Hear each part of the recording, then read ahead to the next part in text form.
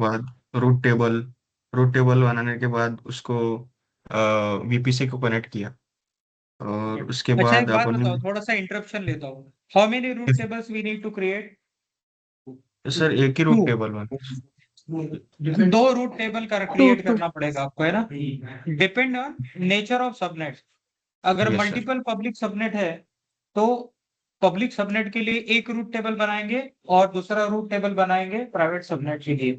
ऐसा भी हो सकता है मल्टीपल प्राइवेट सबनेट हो, है ना? अगर एक ही रूट यस। टेबल में प्राइवेट और पब्लिक सबनेट में सबनेट हम लोग क्या करेंगे, ये करना है यार इसका है थोड़ा सा। अगर एक ही रूट टेबल में पब्लिक सबनेट और प्राइवेट सबनेट दोनों अटैच करेंगे तो क्या होगा, राउटिंग के लिए प्रॉब्लम आएगा, है ना? तो yes sir. Private subnet attach किया और प्राइवेट सबनेट को इंटरनेट एक्सेस दे रहा है रूट नेट गेटवे के थ्रू, नेट। तो फिर यस सर। पब्लिक सबनेट का फायदा क्या, है ना?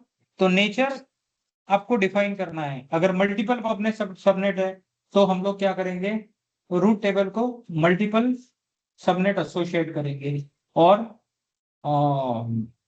मल्टीपल प्राइवेट सबनेट है तो single route table private subnet के लिए करेंगे, और उसको क्या करेंगे,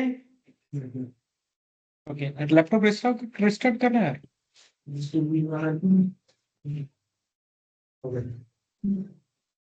होता है कभी कभी blue screen blue screen error तो बहुत फेमस है ना आजकल।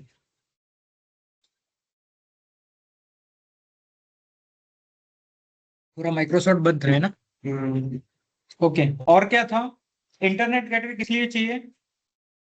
नो इंटरनेट के सर, लिए। Internet connectivity. चाहे पब्लिक सबनेट में या प्राइवेट सबनेट में इंटरनेट अगर चाहिए तो इंटरनेट गेटवे चाहिए। गेटवे। लेकिन यस सर। इंटरनेट गेटवे हमने कॉन्फ़िगर किया तो प्राइवेट सबनेट में इंटरनेट मिलता है क्या?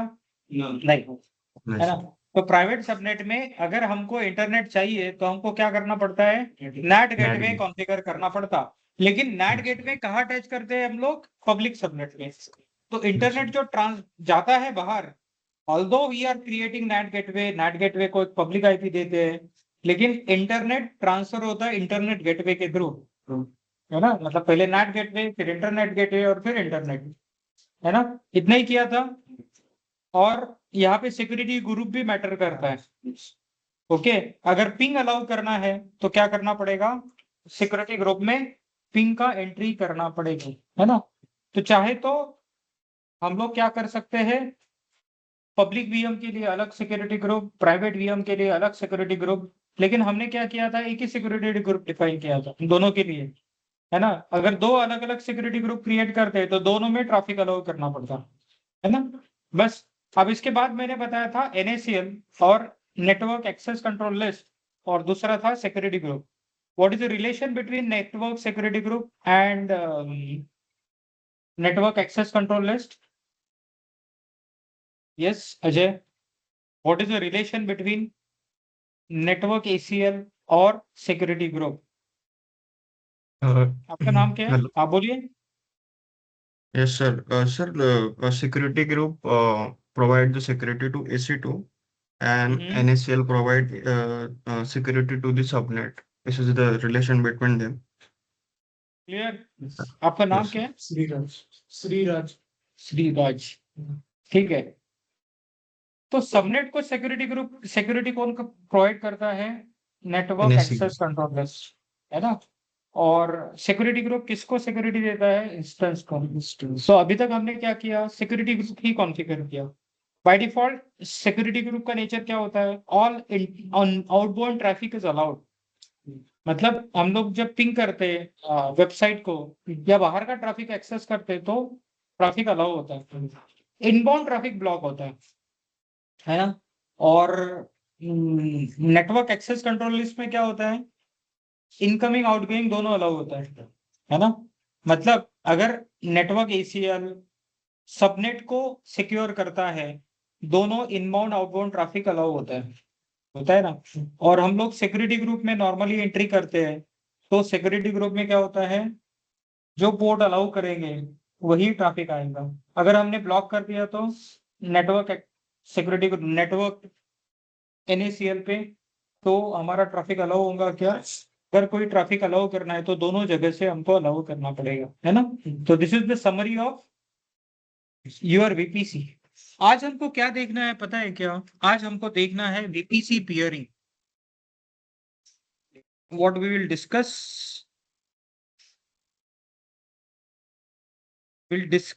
वीपीसी पियरिंग, है ना?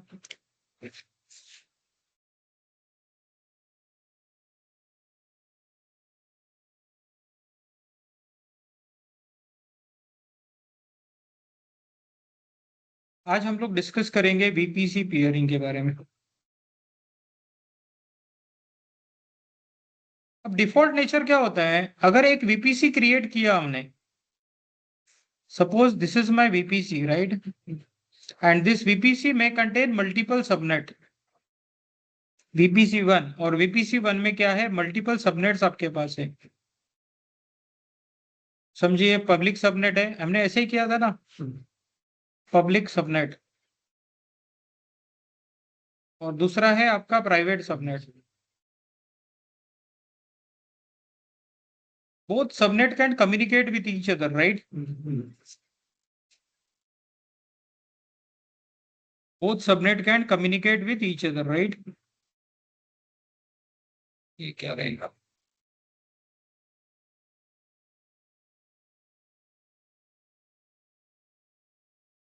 इसके लिए कुछ अलग से कॉन्फ़िगर करना पड़ता है क्या? नहीं, but we have another VPC. हमारे पास क्या है? दूसरा वीपीसी है, वीपीसी 2, और इसके अंदर भी एक सबनेट है। The for name I will say VPC 2 subnet, right? Okay, इसका सीआईडीआर अलग है, 10.0.0.0/16, और इसका सीआईडीआर है 10.1.0.0/16। दोनों का रेंज ओवरलैप होना चाहिए क्या? नहीं। तो for communication between the two VPC we need to enable VPC peering. क्या करना पड़ेगा?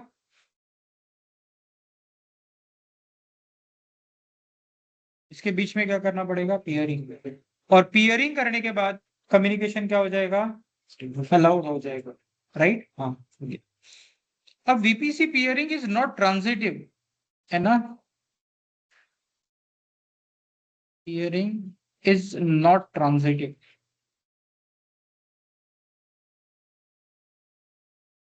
ट्रांजिटिव का मतलब पता है क्या? जैसे ए और बी, ये वीपीसी ए है, ओके, और वीपीसी बी है, और दोनों के बीच में क्या है? पियरिंग कॉन्फ़िगर्ड है। और दूसरा है वीपीसी बी, और इसके बीच में VPC C.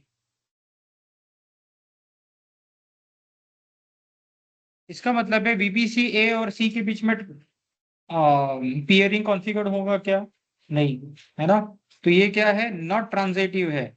That doesn't mean ए और बी के बीच में, अगर ये ऐसा लिख देता हूं, ये है बीपीसी ए, और इसके बीच में पीयर कॉन्फ़िगर्ड किया है, और ये है वीपीसी बी, है ना? और वीपीसी बी और वीपीसी सी के बीच में भी क्या है? There is a peering connection, okay. इसका मतलब ए और सी के बीच में पियरिंग कनेक्शन है क्या? नहीं, है ना? वो हमको अलग से कॉन्फ़िगर करना पड़ेगा, है ना?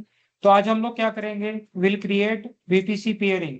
अब वीपीसी पियरिंग के लिए क्या करना पड़ेगा? मुझे दो वीपीसी डिफाइन करना पड़ेगा। क्या करना पड़ेगा? दो वीपीसी डिफाइन करना पड़ेगा। अब दो वीपीसी के लिए देखिए मैं क्या क्या करता हूं। आई will create all components of VPC 1, और वीपीसी 2 के लिए वे सभी कंपोनेंट डिफाइन करो, है ना? सिर्फ वीपीसी 1 में दो सबनेट क्रिएट करूंगा। दो सबनेट में यहाँ पे क्या करेंगे हम लोग? पब्लिक EC2, और यहाँ पे करेंगे प्राइवेट EC2, बराबर। पब्लिक EC2 को दो आईपी रहेंगे, एक रहेगा पब्लिक आईपी, और दूसरा रहेगा प्राइवेट आईपी, है ना। और इसे क्या रहेगा, सिर्फ प्राइवेट आईपी रहेगा ना। ओके, इसका सीआईडीआर क्या रहेगा दोस्त, 10.0.0.0/24। यही लेना है क्या, नहीं, इस रेंज से कोई भी ले सकता हूँ, है ना। तो मैंने क्या किया, पहला सबनेट इसे दे दिया। अब इस /24 ही लेना है क्या, ऐसा भी नहीं है ना। You can take any size subnet according to your requirement. लेकिन जब आप सीआईडीआर डिफाइन करते हो किसी सबनेट का, है ना, तो उस सबनेट में फ्यूचर में जितने मशीन्स डालेंगे या जितने रिसोर्सेज डालेंगे, उनका आईपी एड्रेस रेंज फुलफिल होना चाहिए। अगर मैंने कोई सबनेट बनाया, उसका सीआईडीआर रेंज दिया, अब ये सीआईडीआर रेंज है 10.0.0.0। अब इसमें 256 आईपीज आते हैं, है ना। समझो आप कुछ रिजर्व भी होते हैं, जो बाय डिफॉल्ट एडब्ल्यूएस 5 रिजर्व करके रखता है ना, और भी कोई रिजर्व रहेगा, हो सकता है 10-15 रिजर्व रहेंगे, तो आपके पास 240 के आसपास आईपीज है, तो आप इसके अंदर 240 आईपीज यूज कर सकते हो, है ना। तो आपको क्या समझना पड़ेगा, मेरा जो नेटवर्क है उसको अगर मैं /24 का सबनेट मास्क देता हूं, तो फ्यूचर ग्रोथ भी ध्यान में रखना पड़ेगा, है ना, एटलीस्ट 10 साल। ओके, कि अगर 10 साल तक अगर मैं कुछ रिसोर्सेस क्रिएट करता हूँ इस वीपीसी में, तो मेरे पास आईपी एड्रेस अवेलेबल होना चाहिए। अगर आईपी एड्रेस फ्यूचर में कम पड़ जाएंगे, तो इस सबनेट के अंदर मैं कुछ रिसोर्सेस क्रिएट कर पाऊंगा क्या, नहीं, है ना। तो पहले से आपको प्रोविजन करना पड़ेगा, है ना। तो अगर आपको बड़ा सबनेट चाहिए, तो 24 ना लो, कम लो, 22 ले लो। 22 लेंगे तो कितना आ जाएगा IP address, near about 1024 IP आ जाएगा, है ना। ओके, तो इतना ज्यादा देखना नहीं है हमको, लेकिन मैंने बताया आपको। Now this subnet is having 10.1.1, sorry,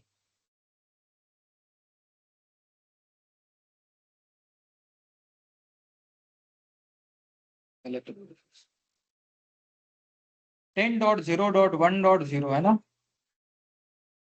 अब यहाँ पे भी एक सबनेट दो, दैट विल बी 10.1.0.0, है ना। और यहाँ पे हम लोग बोलेंगे VPC2 EC2, और इसे भी पब्लिक आईपी दे देंगे, और इसे क्या रहेगा, प्राइवेट आईपी भी रहेगा, है ना, बराबर। तो इसके बीच में क्या करना है, पियरिंग कनेक्शन क्रिएट करना है। तो पियरिंग कनेक्शन में सोर्स एक वीपीसी रहेगा, डेस्टिनेशन दूसरा वीपीसी रहेगा, और इनके बीच में कम्युनिकेशन एनेबल करने के लिए रूट टेबल मॉडिफाई करना पड़ेगा। क्या करना पड़ेगा, रूट टेबल हमको मॉडिफाई करना पड़ेगा, है ना। क्लियर है यहां तक, ओके। अब देखिए, ये होने के बाद सेम, ये जो है ना, ये जो क्रिएट किया है मैंने network, okay, this is my network, own network, इसको हम लोग किसके लिए यूज कर सकते हैं, we will use for route 53। Now what is route 53, route 53 is nothing but DNS of AWS। ये क्या है, रूट 53। अब मैं डीएनएस सर्विस क्यों ले रहा हूं, बिकॉज इसके लिए जो आर्किटेक्चर ना यहाँ पे बना हुआ है, जो हमको प्री रिक्विजिट है, वो क्या है, बना हुआ है, वीपीसी पेयरिंग क्रिएट है। अब यहाँ पे मुझे क्या बताना है, मुझे डीएनएस कैसे काम करता है यही बताना है ना। तो बेसिकली क्या है रूट 53, रूट 53 का मतलब होता है DNS. What is DNS, it is called domain name system, right.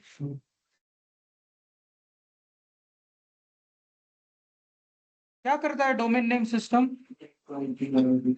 ये डोमेन नेम सिस्टम क्या करता है, रिजॉल्व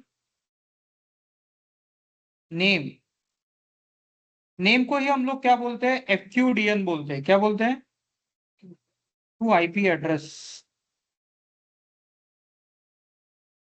है ना। अब any example of FQDN, FQDN का कोई एग्जांपल दे सकते हो, एग्जांपल ऑफ FQDN। FQDN का मतलब होता है फुल्ली क्वालिफाइड डोमेन नेम। इसका मतलब क्या होता है, फुल्ली क्वालिफाइड डोमेन नेम, इसका मतलब क्या होता है? Fully qualified domain name. अब देखिए, अगर मैं दे दूं www.google.com,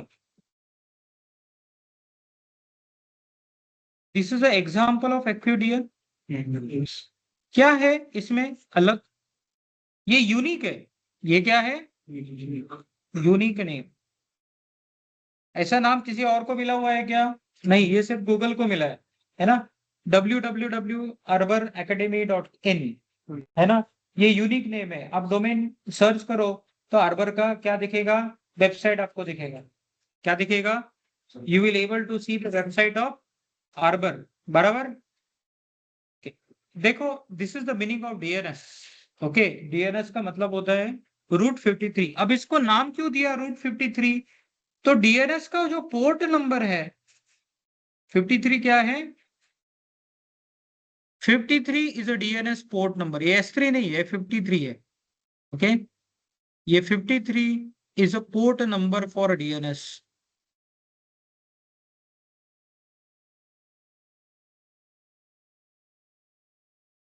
ये डीएनएस का क्या है? पोर्ट नंबर है ना। What is a port number? Any idea? Yes Ganesh. Sir it पूछो ना। हाँ बोलिए ना। yes sir, it is a 16-bit address hmm. which allows to incoming or outgoing traffic okay, by opening. और Yeah. कुछ port number के बारे में? Shriram, Shivram, sorry. Port number Shriram भी चलेगा है ना। यस, पोर्ट नंबर किस लिए होता है? पोर्ट नंबर आप पर्टिकुलर सर्विस डिफाइन करने के लिए। यस, मशीन के ऊपर पर्टिकुलर सर्विस डिफाइन अगर करना है तो हमको पोर्ट नंबर चाहिए। पोर्ट नंबर अगर नहीं होता तो कम्युनिकेशन हो पाता क्या? नहीं हो पाता ना। पोर्ट नंबर का रेंज क्या है? 0 से लेकर 65,500, 65,565 है ना, ऐसा ही है। 5,530, हाँ 35, 36 नहीं है, 65,535 है ना, 0 से लेके। तो टोटल पोर्ट नंबर क्या है? 65,536। उसमें से first 1024 port are called well known port numbers, 1 से लेके 1023 तक। क्यों वेल नोन पोर्ट नंबर्स है? तो well known port numbers is already defined for application. जैसे 53 है, हम किसी और चीज के लिए यूज ही नहीं कर सकते, है ना। हम 21, 22, 23, 24 ये पोर्ट भी किसी के लिए यूज कर सकते हैं क्या? नहीं। हाँ, इसके अलावा जो पोर्ट है 1023 के आगे, इन पोर्ट को हम लोग दूसरी जगह पे यूज कर सकते हैं। बराबर। अब देखिए, ये 53 है ना, 53 is a port number for DNS. ये दोनों में चलता है, टीसीपी में भी चलता है और यूडीपी में भी चलता है ना। टीसीपी और यूडीपी का डिफरेंस मैंने क्वेश्चन पूछा था आप लोगों को, है ना, शायद याद हो। ठीक है, तो बेसिकली हम लोग रूट 53 इसके बाद में देखेंगे, लेकिन पहले हम लोग क्या करेंगे?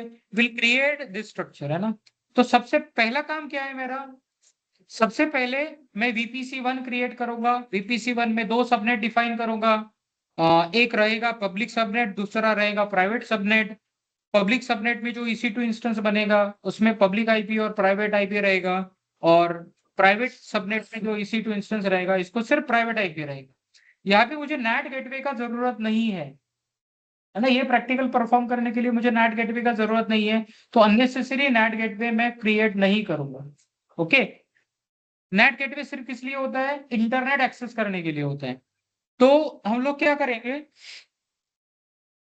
ये हो गया इंटरनेट गेटवे हमको लगेगा।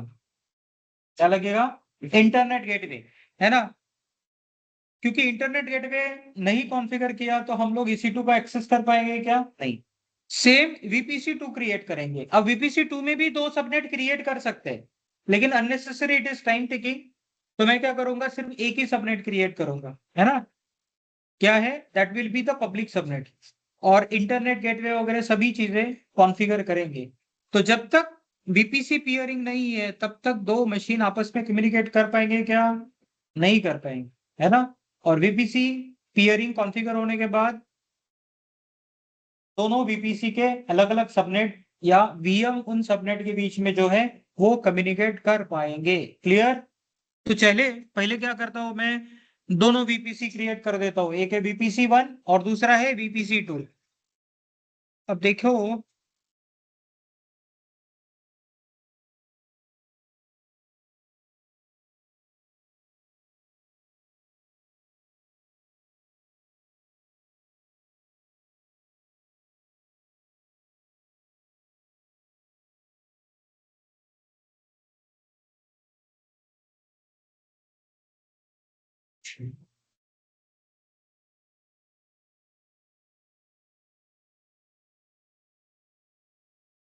ठीक है, I will create resources in, और मैं आपको एक और रिक्वेस्ट करूंगा, whatever the infrastructure you are creating that is for test purpose, आप किसी भी एक ही रीजन में क्रिएट करो, अलग अलग रीजन में अननेसेसरी क्रिएट मत करो, है ना। तो मैं क्या करूंगा, I will use this reason.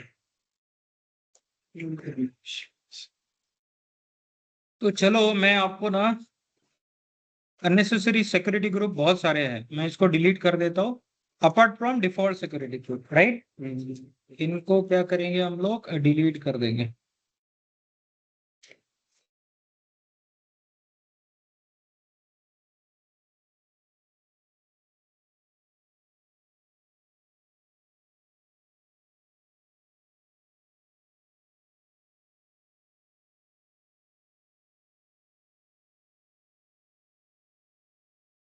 ये 2 क्यू है तो मेरे पास मल्टीपल वीपीसी होने चाहिए।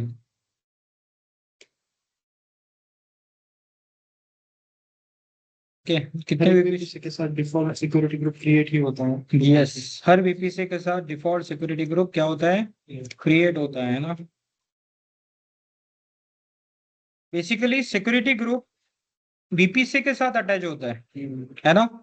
एक सिक्योरिटी ग्रुप एक वीपीसी में अवेलेबल है, उसको दूसरे वीपीसी में एक्सेस कर सकते हैं क्या, नहीं एक्सेस कर सकते, राइट। तो यहाँ पे क्या हो जाएगा, my subnet will also get deleted, ठीक है। तो now I have only one ये वीपीसी। मैं और क्या बताना चाहता था,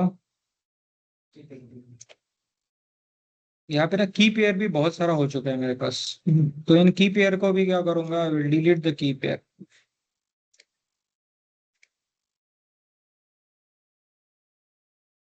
अब एक की पेयर और कहाँ से डिलीट करना पड़ेगा, डाउनलोड से डिलीट करना पड़ेगा ना, क्योंकि डाउनलोड में अननेसेसरी,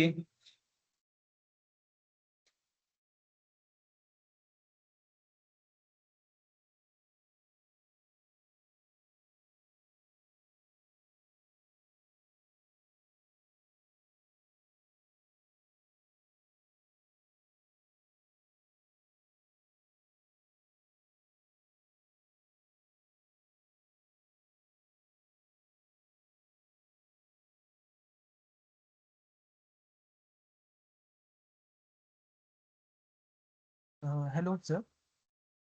बोलिए ना। एका रिजन मध्ये किती व्हीपीसी आपण क्रिएट करू शकतो? ऐसा कोई लिमिटेशन तो नहीं है, मैक्सिमम लिमिटेशन कुछ हो तो देखना पड़ेगा। ओके, लेकिन सफिशिएंट वीपीसी क्रिएट कर सकते हैं, तुम चाहते हो तो मैं चेक कर लेता हूँ।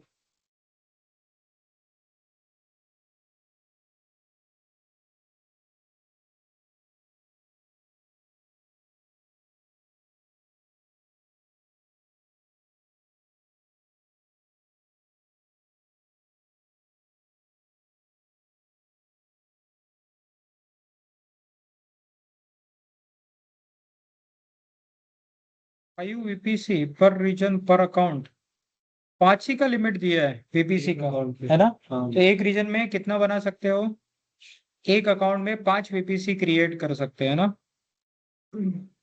मोर VPC you can request quota increase. Okay, तो रिक्वेस्ट आप दो कोटा इंक्रीज करने का, तो नंबर ऑफ वीपीसी आप बढ़ा सकते हो। This limit adjustable upon approval, ठीक है। अब देखिए, what I will do, I will create VPC.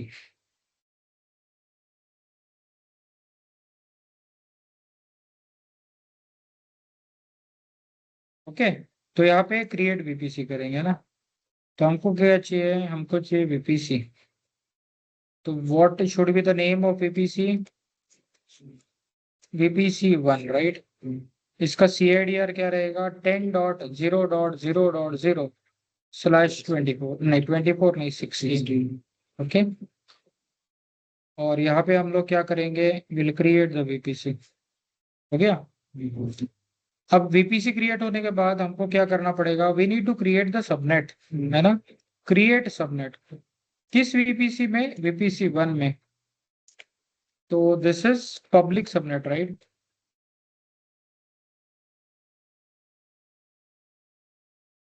किस अवेलेबिलिटी जोन प्रेफरेंस देना है क्या, नहीं देते? Let AWS choose.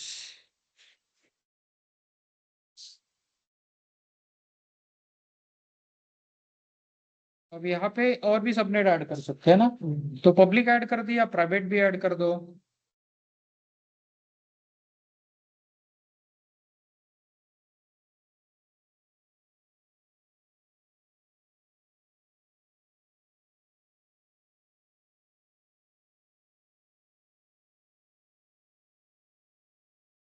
क्लियर। देखिए आपके दो क्या हो गया, ऐड हो गया ना। तो देखिए आपके पास दो सबनेट ऐड हो गए, एक है पब्लिक सबनेट और दूसरा है प्राइवेट सबनेट। इनका IP एड्रेस रेंज क्या है? 10 डॉट की रेंज में, है ना। अब तीसरा क्या करना पड़ता है, हमको रूट टेबल डिफाइन करना पड़ता है ना।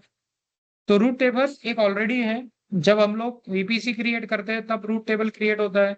इसको बोलूंगा पब्लिक RT। क्लियर। और इसके साथ किसको एसोसिएट करना पड़ेगा? Associate subnet. हमको एक सबनेट अटैच करना पड़ेगा, that is a public subnet, बराबर। और फिर क्या करना पड़ेगा, one we need to create one more route table, right. तो यहाँ पे क्रिएट रूट टेबल करेंगे, private RT which VPC, it should belongs to VPC 1। और ये करने के बाद इसके साथ एक सबनेट एसोसिएट करना पड़ेगा, that is a private subnet, है ना। क्लियर। तो private subnet, private route table के साथ क्या है, हमने प्राइवेट सबनेट क्रिएट किया।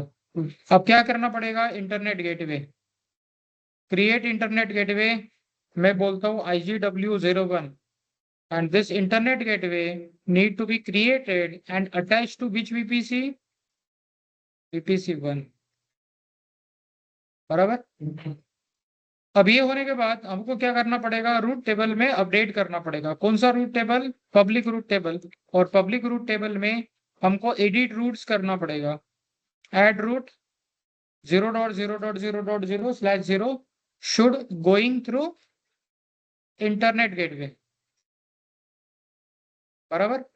हो गया VPC 1 क्रिएट।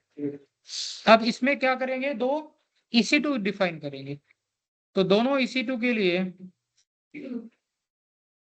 तो हम लोग क्या करेंगे, इंस्टेंस क्रिएट करने के लिए मैं इसको नाम देता हूं पब्लिक EC2, है ना। और public EC2 Amazon Linux instance type T3.micro। और मैं यहाँ पे माय की पेयर करके करता हूँ, है ना। अभी देखो की पेयर एक ही क्रिएट करेंगे, है ना। की पेयर अगर एक ही क्रिएट किया तो भी चलेगा ना, सभी इंस्टेंसेस के लिए। तो अलग से की पेयर क्रिएट करने की जरूरत नहीं पड़ेगी, मतलब यूज करने की जरूरत नहीं पड़ेगी। और इसको कहाँ करना देना पड़ेगा, VPC 1 में। इसको देंगे हम लोग पब्लिक सबनेट में, है ना। Public IP address enable, security group है लॉन्च विजार्ड 1। क्या है? Launch wizard 1। तो एक VPC में जितने सारे सबनेट है उसको एक ही सिक्योरिटी ग्रुप दे देते हैं। दो सबनेट है, दोनों को एक ही सिक्योरिटी ग्रुप दे देंगे। तो हमने SSH बाय डिफॉल्ट एनेबल किया है ना। और इसको क्रिएट कर देंगे, ठीक है। फिर हम लोग दूसरा इंस्टेंस क्रिएट करेंगे, है ना। तो दूसरा हमारा है प्राइवेट EC2। और प्राइवेट EC2 को की पेयर क्या देंगे, माई की पेयर, राइट। अब इसको कहाँ क्या देंगे, it should be in VPC1, और VPC1 प्राइवेट सबनेट पे डालेंगे, बराबर। आईपी एड्रेस पब्लिक डिसेबल, और ये क्या करेंगे, सिक्योरिटी ग्रुप देंगे लॉन्च विजार्ड 1। बाकी तो ठीक है, हो गया।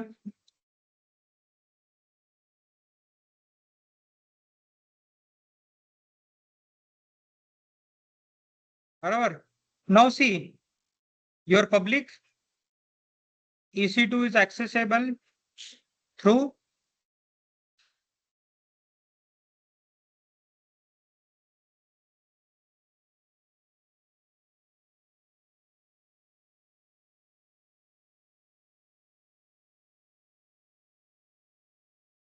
बराबर। और यहाँ पे क्या करेंगे,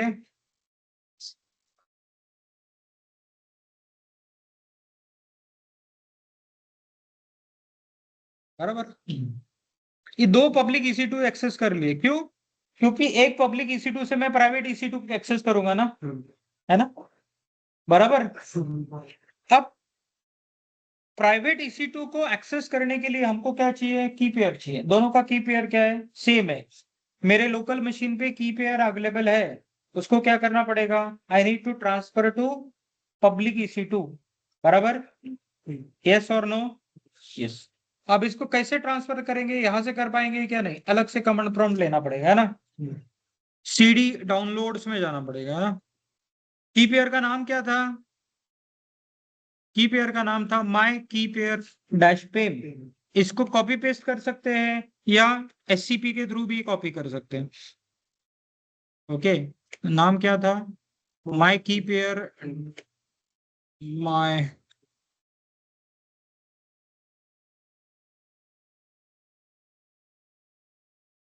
बराबर ऐसे ही था ना। ओके, माई की pair dot,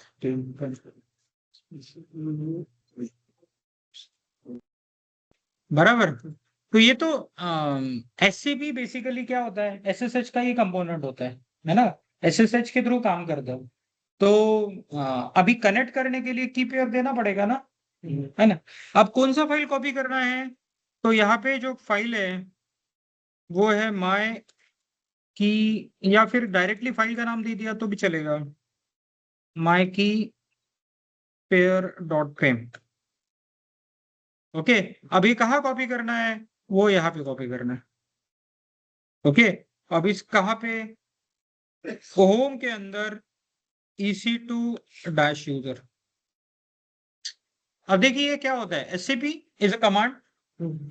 okay, system copy होता है, दो सिस्टम में फाइल को ट्रांसफर करने के लिए हम लोग क्या यूज करते हैं, SCP कमांड। SSH किस लिए करते हैं, रिमोटली एक्सेस करने के लिए।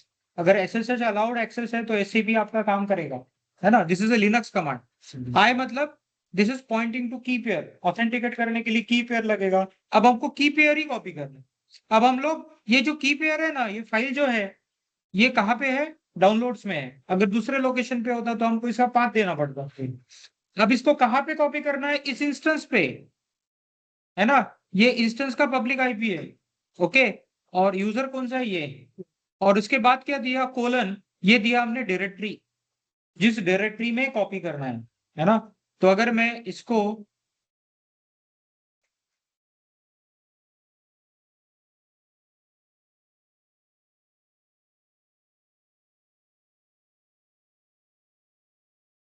समझ में आया क्या, समझ में आया कि नहीं।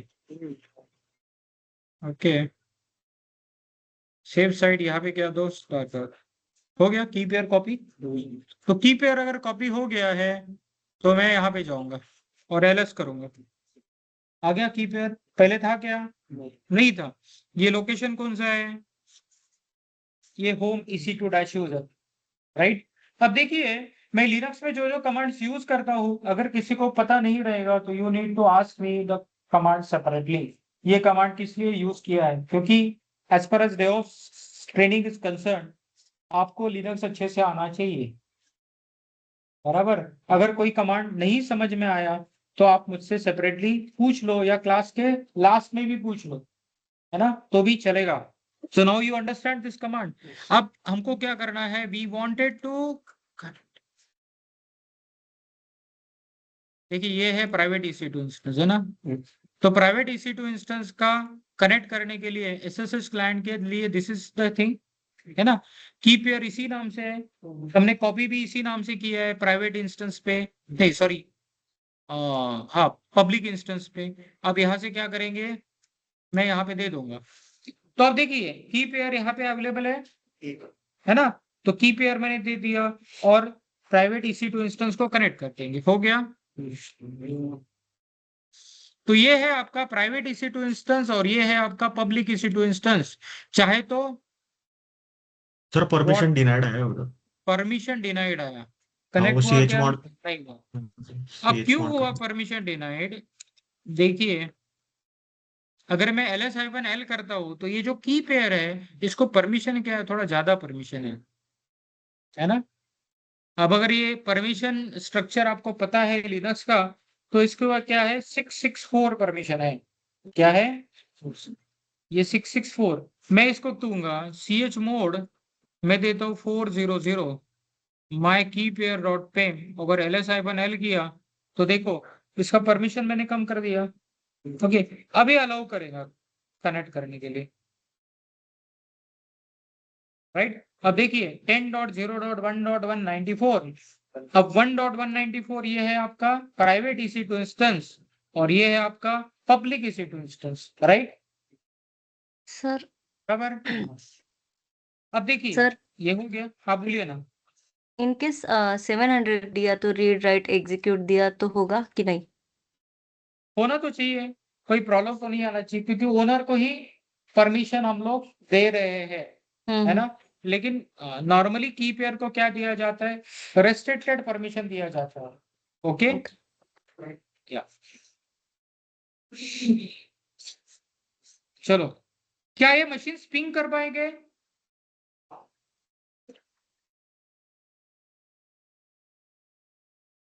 ये मशीन आपस में पिंग कर पाएंगे, उसके लिए कुछ करना पड़ता है एडिशनल, ICMP सिक्योरिटी ग्रुप में एनेबल करना पड़ेगा, है ना। अब दोनों EC2 के लिए मैंने सिक्योरिटी ग्रुप कौन सा कॉन्फ़िगर किया है, एक ही लॉन्च विजार्ड 1। तो अलग अलग सिक्योरिटी ग्रुप में मुझे एंट्री करने की जरूरत है क्या, नहीं, एक ही सिक्योरिटी ग्रुप में ICMP एनेबल करेंगे, है ना। अब देखिए, तो कहा जाते हैं EC2 में जाएंगे, EC2 में आपका सिक्योरिटी ग्रुप होता है ना। अब एक सिक्योरिटी ग्रुप है, ये सिक्योरिटी ग्रुप में आप देखो आउटबाउंड रूल्स क्या है, अलाउड ट्रैफिक है ना, ऑल ट्रैफिक इज अलाउड। हमको इनबाउंड रूल्स कॉन्फ़िगर करना है ना, एडिट इनबाउंड रूल्स ऐड करेंगे। क्या करना है, ICMP का मतलब क्या होता है, इंटरनेट कंट्रोल मैसेजिंग प्रोटोकॉल। ये क्या करता है, पिंग को अलाउ करता है। पिंग का फुल फॉर्म क्या है शिवराम, पैकेट इंटरनेट ग्राफर, क्या है, पैकेट इंटरनेट ग्राफर। ये क्या होता है, पिंग के लिए, मतलब कनेक्टिविटी चेक करने के लिए इस्तेमाल होता है। अब यहाँ पे क्या दो, 10.0.0.0/16 बराबर, मतलब विद इन VPC एक दूसरे से पिंग कर पाएंगे, बराबर। दूसरे VPC से पिंग करना है तो होगा क्या, नहीं, अगर अभी से प्रोविजन करना है तो आपको दोनों VPC का CIDR यहाँ पे ऐड करना पड़ेगा, है ना। चलो अभी नहीं करते, बाद में करेंगे, इसको करेंगे सेव। तो सेव करने से होगा क्या, ये है आपका पब्लिक EC2 इंस्टेंस, राइट। मैं पिंग करता हूं प्राइवेट EC2 इंस्टेंस को 10.0.0 सॉरी 1.194, राइट, हो रहा है पिंग,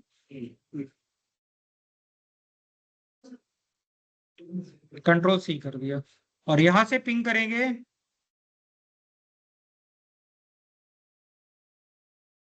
10.0.0.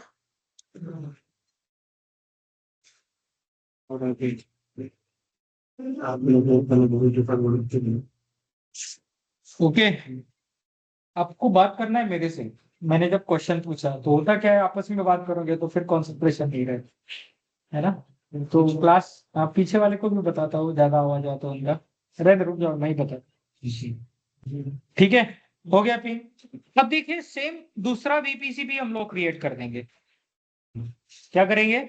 दूसरा वीपीसी।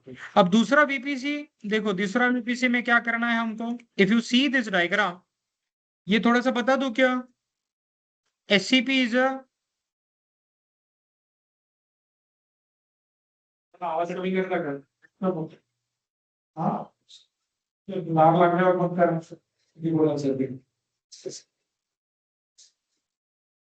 अब यहाँ पे देखो एससीपी का मतलब क्या होता है, system copy. What is the meaning of it?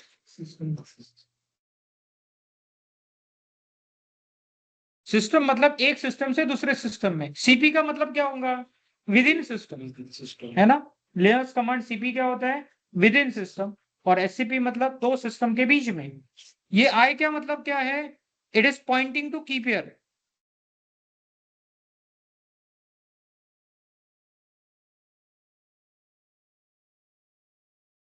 की पेयर नहीं, पॉइंटिंग टू प्राइवेट की बोल सकता हूं मैं, है ना। पॉइंटिंग टू,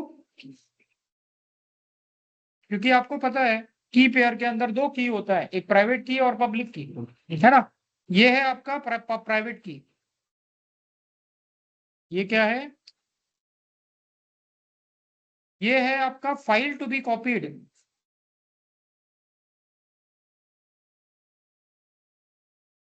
और ये है server. And what is this? Directory on server. मतलब इस डायरेक्टरी में जाओगे, ये अगर नहीं दोगे तो भी कॉपी होगा क्या? That will not get copied. बराबर। तो this syntax you need to follow. और लिनक्स में क्या है? Small case, upper case, space, काफी इंपॉर्टेंट है ना। तो जब तक आपका कमांड नहीं है तब तक, जब तक आप प्रैक्टिस अच्छे से नहीं करोगे लिनक्स में, तब तक लिनक्स आपको आसान नहीं होता है। और इंटरव्यू में भी जाते हो तो बेसिक चीजें बहुत ज्यादा पूछते हैं। You need to be prepared for basic thing, है ना। क्योंकि आप जाओगे मिनिमम एक्सपीरियंस के साथ, है ना, 1 साल 2 साल या फ्रेशर की तरह भी जाओगे, तो they will expect the basic thing. अगर आपने परफॉर्म किया है, प्रैक्टिकल्स परफॉर्म किए हैं, इफ यू फेस प्रॉब्लम्स, आपने सॉल्यूशन निकाला है, तो ही आप आंसर दे पाओगे ना। बराबर। तो आपको बेसिक चीजों के ऊपर क्या करना है, ध्यान देना है। अब देखिए, now what we will create two दूसरा वीपीसी। अभी हमारा वीपीसी क्रिएट हो गया, है ना। ये हमारा वीपीसी क्या हो गया, क्रिएट हो गया। अब हम लोग क्या करेंगे, सेकंड वीपीसी। तो सेकंड वीपीसी में क्या करना है, वीपीसी 2 विद सीआईडीआर रेंज। इसके अंदर एक सबनेट बनाएंगे, वीपीसी 2 सबनेट, जो कि पब्लिक सबनेट रहेगा। और इसको इंटरनेट गेटवे क्रिएट करना पड़ेगा, इसका रूट टेबल डिफाइन करना पड़ेगा, इसको एक ही रूट टेबल क्रिएट करेंगे और इंटरनेट गेटवे का एंट्री रूट टेबल में कर देंगे, है ना। और एक इंस्टेंस बनाएंगे जो कि रहेगा पब्लिक इन नेचर, है ना। चलो करते हैं। तो हम लोग क्या करते हैं, it is a VPC.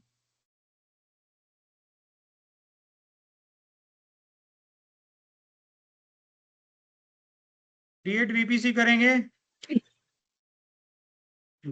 VPC 2। बराबर।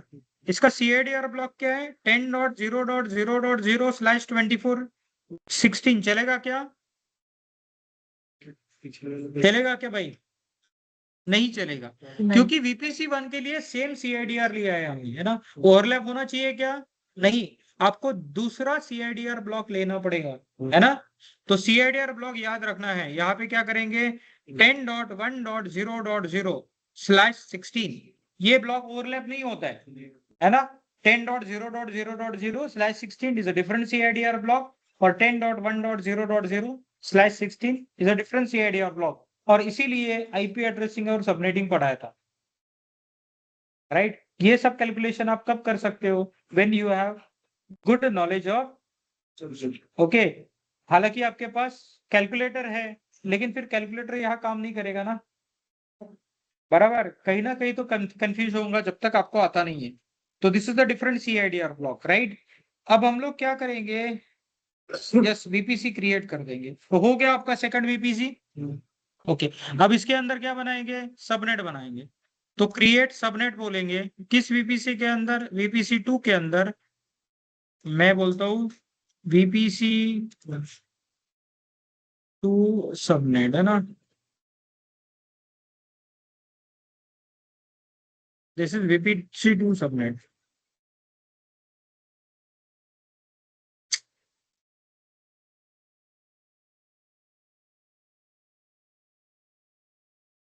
बराबर,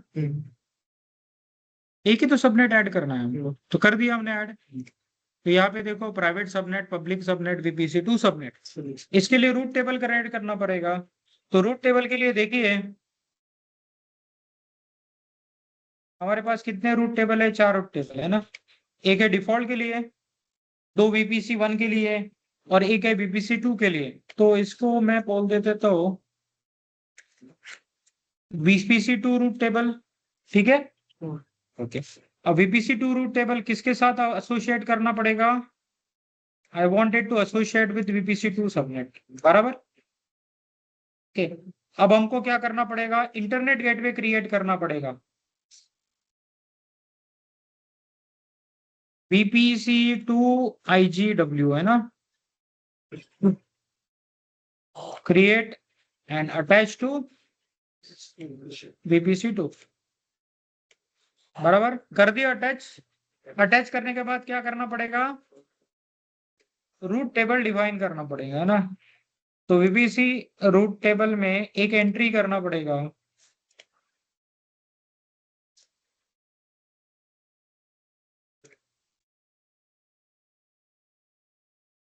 हो गया।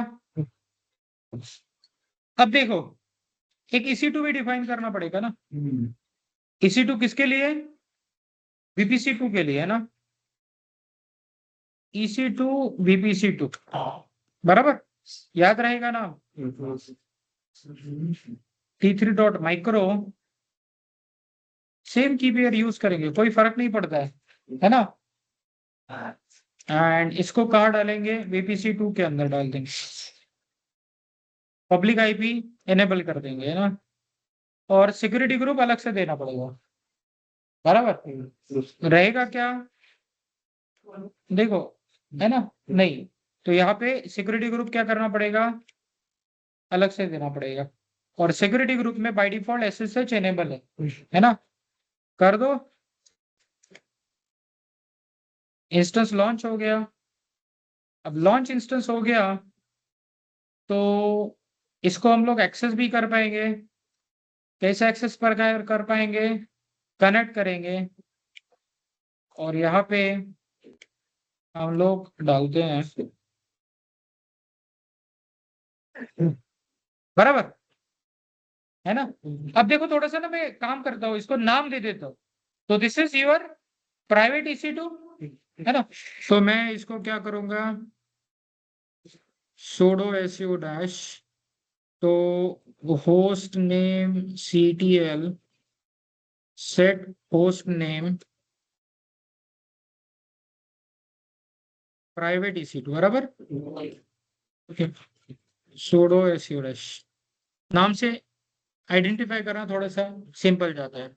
इसको भी मैं क्या करूंगा, होस्ट नेम दे दूंगा। सुडो से भी दे सकता हूँ, है ना, हर बार सुडो SU हाइफन करने की जरूरत नहीं है। तो मैं दूंगा host name CTL set host name private EC2, है ना। Okay, sudo su dash, exit करूँ, अरे यार, ठीक है, sudo su dash करूँ, फिर से लॉगिन करूंगा ना तो हो जाएगा। ओके, तो यहाँ पर इसको नाम है प्राइवेट EC2, दोनों जगह सेम हो गया क्या, सॉरी, यहाँ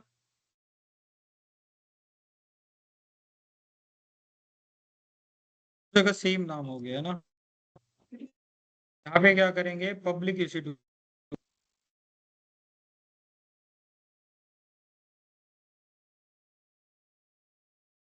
ओके, और इसको भी नाम दे देंगे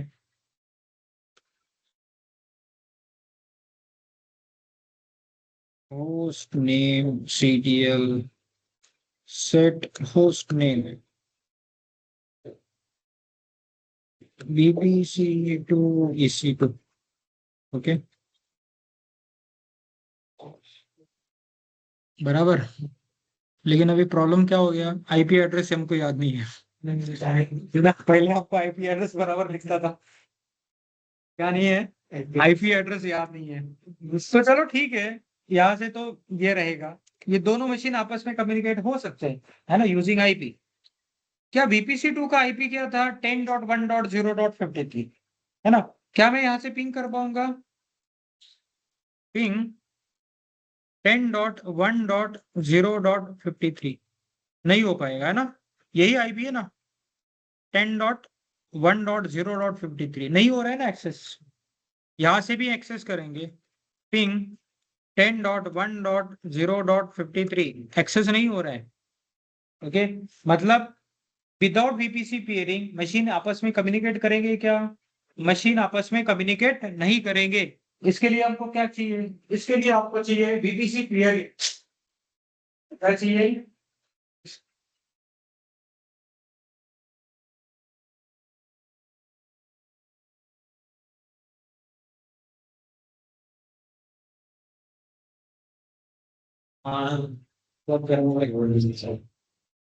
तो बोल होगा।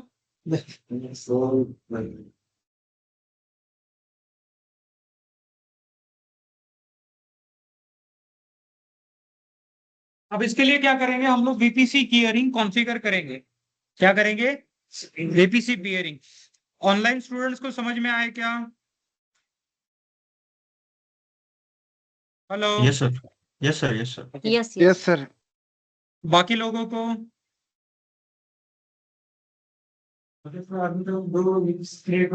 हाँ, इसमें किसी ने एक पब्लिक सबनेट क्रिएट किया, इसको यस। अभी तक हमने सिर्फ VPC क्रिएट किया, अभी तक हमने VPC पेयरिंग किया क्या नहीं, तो VPC का डिवीजन भी आपका हो गया, है ना, क्योंकि बहुत सारे कंपोनेंट हैं। अब तो इंडिपेंडेंट VPC है, तो इनके बीच में कम्युनिकेशन एनेबल करने के लिए क्या चाहिए हमको, VPC पेयरिंग। क्या चाहिए, VPC पेयरिंग। अब VPC पेयरिंग क्या है,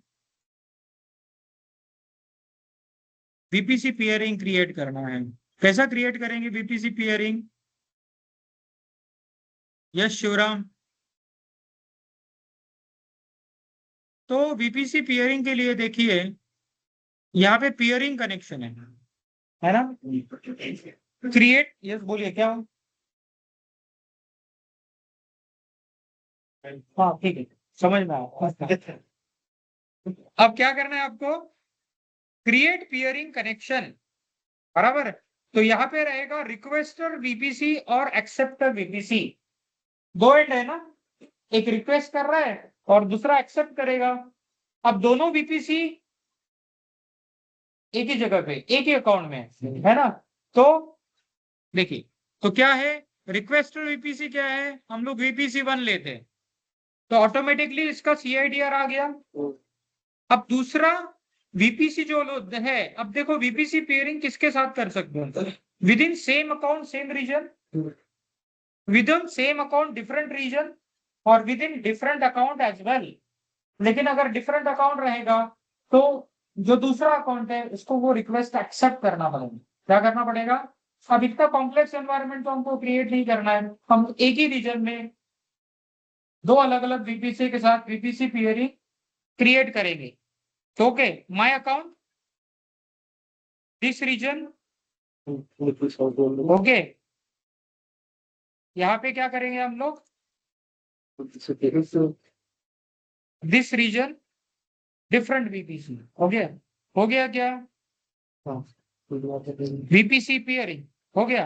अब देखिए पेंडिंग एक्सेप्टेंस, मैंने रिक्वेस्टर कौन किया, VPC1, VPC2 को क्या करना पड़ेगा, एक्सेप्ट करना पड़ेगा। अब दोनों एक ही रीजन में है, तो रीजन चेंज करने की जरूरत नहीं है, एक ही पेज पे मुझे दिख रहा है ना। अगर डिफरेंट रीजन होता तो मुझे दूसरे रीजन में VPC के अंदर जाके उसको एक्सेप्ट करना पड़ता है ना। तो इसको क्या करेंगे बॉस, एक्सेप्ट रिक्वेस्ट करेंगे, है ना। हो गया एक्सेप्ट। अभी पिंग हो जाएगा क्या, अभी तो पिंग नहीं हो रहा है ना, हो रहा है क्या, नहीं। तो यहाँ पे क्या करना पड़ेगा, यहाँ पे हमको रूट टेबल मॉडिफाई करना पड़ेगा, बराबर। तो अब देखो रूट टेबल कैसा मॉडिफाई करेंगे, तो हमारे पास रूट टेबल कितने हैं, पब्लिक आरटी में जाते हैं, है ना, वीपीसी वन का रूट टेबल। तो यहाँ पे मैं क्या करता हूँ, एडिट रूट्स, बराबर है, दूसरे वीपीसी का सीआईडीआर क्या है, 10.1.0.0/16 is reachable through peering connection।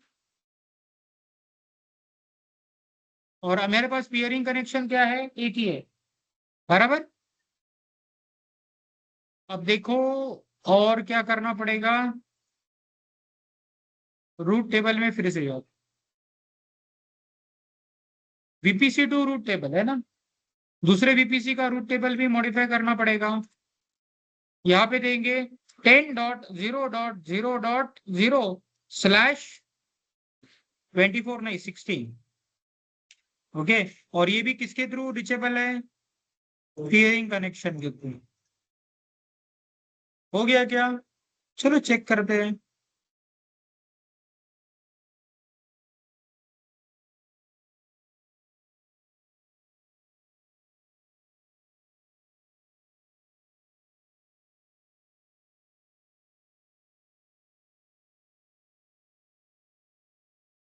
क्या प्रॉब्लम है शिवराम, हाँ क्या, कोड का क्या होता है यार, इससे कुछ आवाज नहीं आता, किस में आता है? हाँ हाँ, बोल दो, क्या प्रॉब्लम है, दूसरा सिक्योरिटी ग्रुप में आईसीएमपी करना पड़ेगा कि देख मार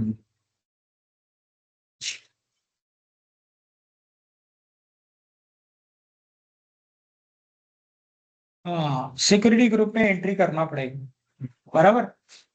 सिक्योरिटी ग्रुप में एंट्री करने के लिए देखो, सिक्योरिटी ग्रुप में हमारे पास क्या है, दो सिक्योरिटी ग्रुप है, ए है VPC0 VPC1 के लिए, और ये है VPC2 के लिए, है ना। तो यहाँ पे देखिए लॉन्च विजार्ड 1 में जाएंगे, तो हमने क्या किया था, आईसीएम पे अलाउ तो किया है लेकिन विद इन VPC, ओके। तो यहाँ पे क्या करेंगे हम लोग, चाहे तो इसी रूल को थोड़ा सा ब्रॉड कर सकते हैं, है ना, या फिर मैं क्या कर सकता हूँ, ICMP allowed through 10.1.0.0/16, बराबर। और क्या करेंगे, ऐड रूल कर देंगे, तो इसमें 3 रूल ऐड हो गए, बराबर। अब यहाँ पे कुछ तो पिंग दिखेगा, है ना, चलो दोनों रूल पहले एडिट कर देते हैं। और दूसरा सिक्योरिटी ग्रुप क्या है,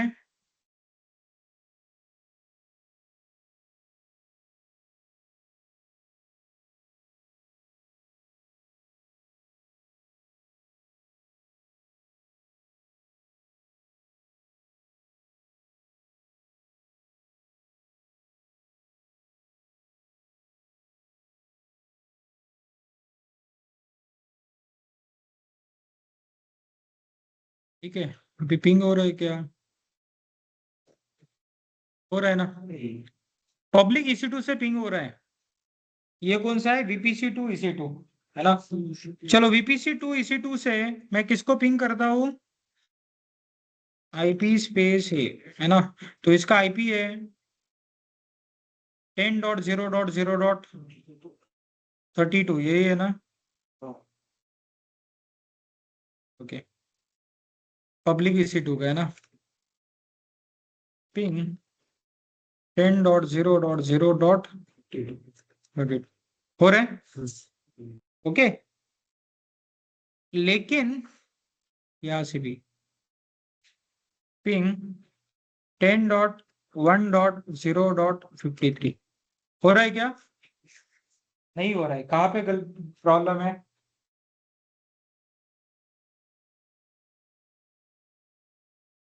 नहीं, कहाँ पे प्रॉब्लम है? थोड़ा सा केयरफुली देखोगे तो समझ में आ जाएगा। ऑनलाइन स्टूडेंट्स, अब यही तरह के प्रॉब्लम ना कंफ्यूजन क्रिएट कर दे हम। अब देखिए, दोनों के लिए रूट टेबल अलग अलग है ना? दोनों के लिए रूट टेबल अलग है। प्राइवेट सबनेट के लिए अलग रूट टेबल, पब्लिक सबनेट के लिए अलग रूट टेबल। अब VPC 1 का पब्लिक रूट टेबल तो मैंने मॉडिफाई किया, प्राइवेट रूट टेबल मॉडिफाई किया है क्या? नहीं। तो हमको क्या करना पड़ेगा? We need to modify the route table, है ना? रूट टेबल कौन सा? Private RT। क्या डालना पड़ेगा बॉस?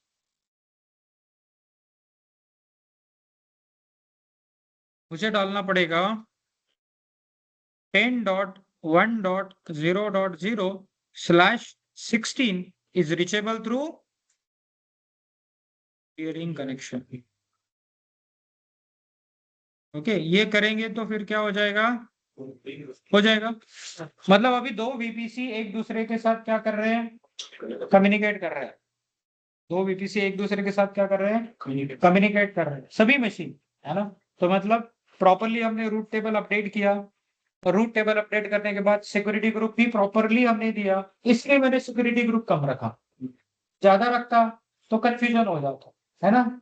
अगर आपको हर एक EC2 के लिए अलग से सिक्योरिटी ग्रुप देना है तो दीजिए, लेकिन पहले थोड़ा सा मिनिमम एनवायरनमेंट क्रिएट कीजिए, बराबर? अब देखिए, इसी बेसिस पे हम लोग क्या कर सकते हैं? DNS कॉन्फ़िगर कर सकते हैं, है ना? सेटअप हमारे रेडी है। अगर कल DNS पढ़ना है तो आपको यही चीजें करना पड़ेगा। पहले प्री रिक्विजिट आपको क्रिएट करके रखना पड़ेगा। तो अभी मैं क्या करूंगा? Will discuss about the Route 53, बराबर? If we wanted to discuss about root 53, root 53 क्या है? root 53 is a, Amol sir, बोलिए ना मैडम। VPC पेयरिंग या VPC के कुछ नोट्स है क्या प्रैक्टिकल के? क्योंकि ये कंफ्यूज हो रहा है थोड़ा सा प्रैक्टिकल के कहाँ टाइम। कंफ्यूजन हुआ आप मुझे बताइए थोड़ा सा। नहीं नहीं, इन केस हम लोग करेंगे ना तो हम लोगों को थोड़ा कंफ्यूजन होगा, तो प्रैक्टिकल के नोट्स थ्रू जाएंगे तो है क्या आपके देखिए, पास थ्योरी कुछ? नोट्स जो मैंने परफॉर्म करके बताया ना, उतना हम्म प्रॉपरली एडजस्ट करना थोड़ा सा डिफिकल्ट होता है। लेकिन मेरे पास जो नोट्स है मैं शेयर कर दूंगा आपको। थोड़ा सा ना रिकॉर्डिंग देख के ये चीज कर एक बार करके देखना पड़ेगा, और एट अ टाइम एक एक चीज करो। पहले VPC 1 क्रिएट करो, फिर VPC 2 क्रिएट करो, फिर उसको समझो, फिर दोनों VPC को पीरिंग कनेक्शन करो, फिर रूट टेबल अपडेट करो, फिर उसके बाद सिक्योरिटी ग्रुप मॉडिफाई करो। तो एक चीज समझने की कोशिश करोगे तो आप हम्म, हो जाएगा। और इसके अलावा भी कुछ क्वेश्चन आता है तो definitely you can ask me, है ना? Okay sir. Clear Madhuri? Yes sir. Hmm जसं की आपण आता VPC पेअरिंग केल्यानंतर टूचा पब्लिक सबनेट आणि वनचा पब्लिक सबनेट टेबल मध्ये एंट्री केली.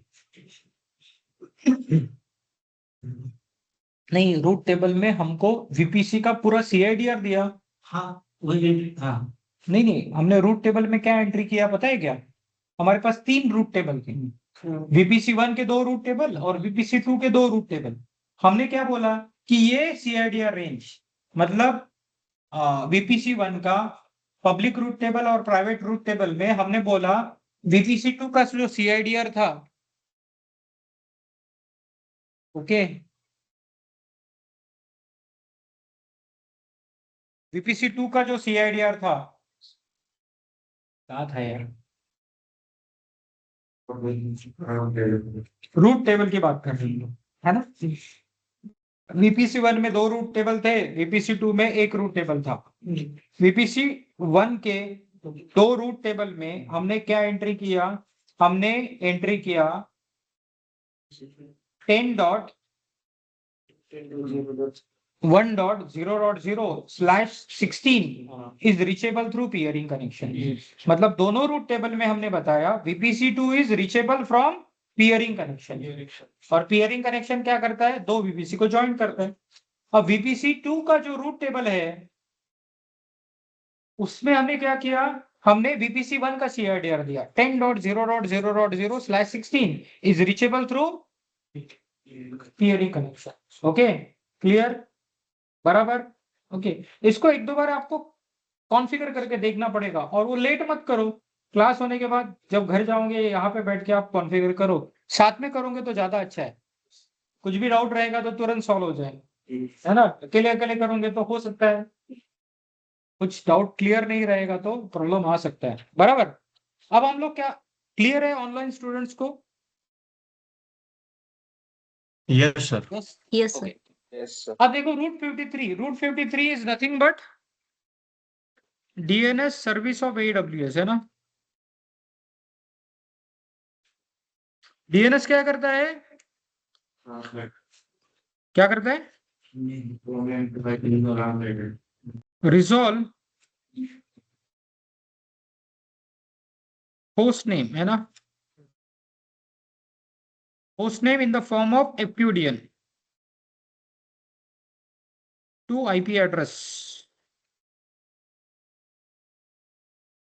एंड वाइस वर्सा, बराबर। अब देखो होस्ट नेम और FQDN का मतलब क्या होता है, मैं जैसे बोलूंगा, हाँ बोलिए।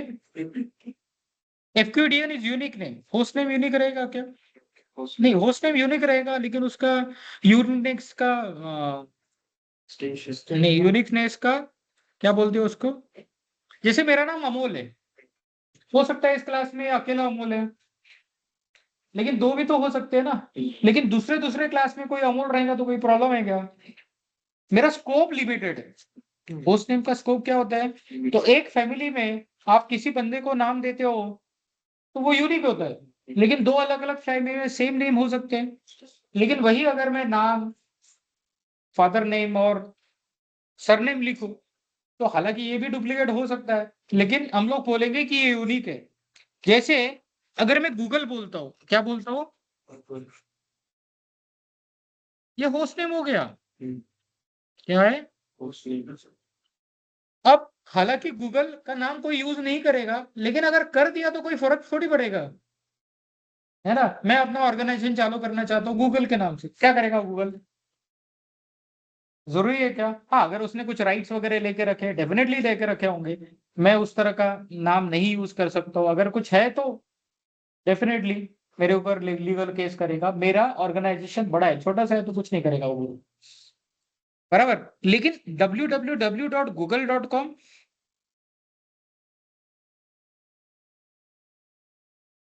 ये यूनिक नाम बन जाता है, इसको बोलते हैं FQDN, इसको बोलते हैं तो DNS को बोलते हैं it resolves host name to IP address and vice versa, उल्टा भी करता है, क्या कहता है, उल्टा। तो हम लोग बोलेंगे होस्ट नेम को, ये बोलेंगे FQDN, क्या बोलेंगे, FQDN। अब देखिए DNS में क्या होता है, एक होता है पब्लिक होस्टेड जोन, चलिए इसके नाम, एक मिनट, एक मिनट सिर्फ,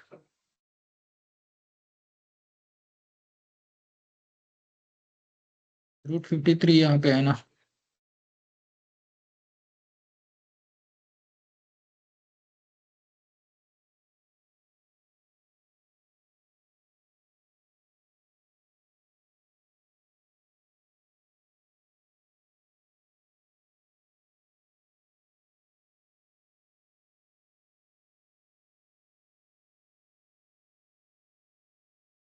public hosted zone, private hosted zone. मैंने क्यों देखा कि माइक्रोसॉफ्ट अजूर में और यहाँ पे बहुत बार सेम सेम नेम है ना, तो एक्चुअली रिलेटिव नेम आना चाहिए इसलिए। तो ये क्या है, पब्लिक होस्टेड जोन है ना,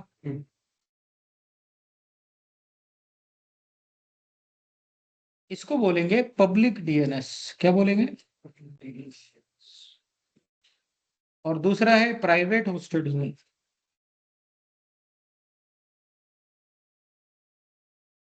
ये क्या है? प्राइवेट डीएनएस, बराबर। अब प्राइवेट डीएनएस का मतलब क्या होता है? Works with in VPC, works with in your network, with in your network.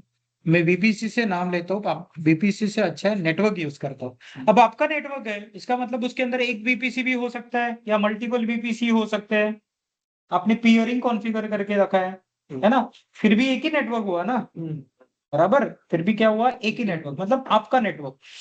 तो आपने प्राइवेट होस्टेड जोन क्रिएट किया है, it will work with in your network, है ना। और पब्लिक होस्टेड जोन क्या है? पब्लिक होस्टेड जोन क्या रहेगा? Routable through internet. ये क्या रहेगा? Routable through internet. मतलब अगर मैं कोई वेबसाइट कॉन्फ़िगर करता हूं, अभी तक हमने वेबसाइट कॉन्फ़िगर किया है EC2 पे, है ना। अब इस वेबसाइट को हम एक्सेस करते हैं किससे? इसके पब्लिक आईपी से। लेकिन मुझे क्या करना है? मुझे नाम से एक्सेस करना है, डोमेन नेम से। किससे एक्सेस करना है? डोमेन नेम से एक्सेस करना है। तो उसके लिए क्या चाहिए?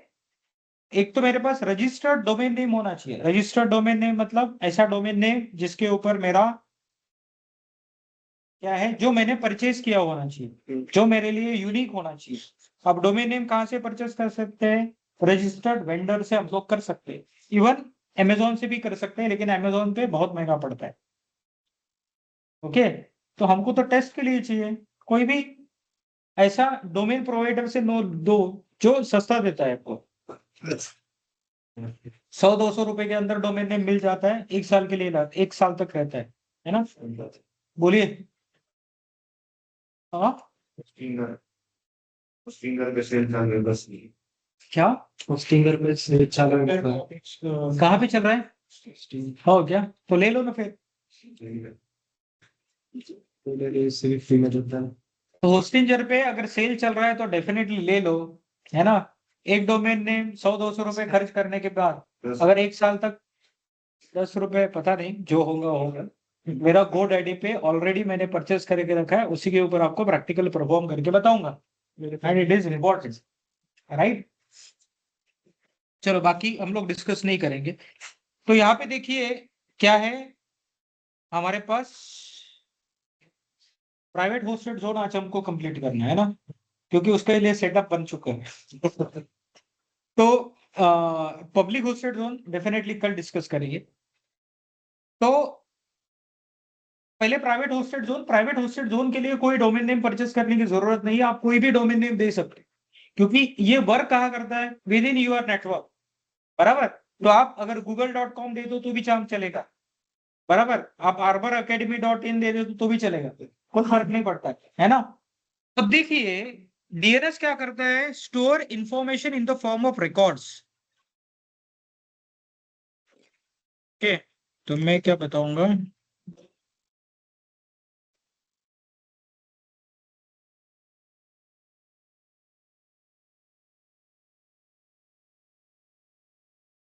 रूट 53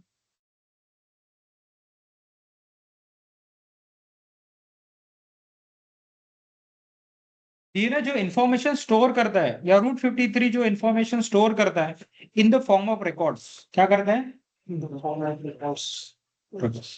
तो यहाँ पे आपको कुछ रिकॉर्ड दिख रहे हैं। ओके, यहाँ पे अभी इसे डिटेल में दे दिया, यहाँ पे समझाता हूँ और फिर शॉर्ट में कॉपी करके आपको दे देता हूँ। पहला ए रिकॉर्ड क्या है? नॉर्मली हमको ए रिकॉर्ड क्रिएट करना पड़ेगा। तो ए रिकॉर्ड क्या करता है? Point website to EC2। तो बेसिकली ये क्या करता है? नेम टू आईपी एड्रेस को पॉइंट करता है, बराबर। नेम टू आईपी एड्रेस को पॉइंट करता है ए रिकॉर्ड, है ना। अब ये कहाँ काम करता है? IPv4 में। आईपी एड्रेसिंग का दो है रेंज, एक है IPv4 और दूसरा है IPv6। तो ये कहाँ काम करता है? IPv4 में। दूसरा है ए रिकॉर्ड, राइट। अब ए रिकॉर्ड क्या है? ये IPv6 में काम करता है ना। ये also point name to IP address, machine का नाम आईपी एड्रेस को पॉइंट करेगा। दोनों सेम ही है, एक IPv4 में काम करता है, एक IPv6 में, बराबर। Name to IP address. अब दूसरा क्या है, अब एक देखो यहाँ पे ना पीटीआर रिकॉर्ड भी होता है। जैसे ए रिकॉर्ड क्या करता है, नेम टू आईपी एड्रेस को ये करता है ना, मतलब रिकॉर्ड होता है। पीटीआर रिकॉर्ड उल्टा करता है, आईपी एड्रेस तो नेम यहाँ पे दिया नहीं है, क्योंकि रूट 53 में जनरली पीटीआर रिकॉर्ड हमको कॉन्फ़िगर करना नहीं पड़ता, लेकिन अगर डीएनएस देखोगे तो आपको देखना पड़ेगा। ओके। तीसरा है C name record.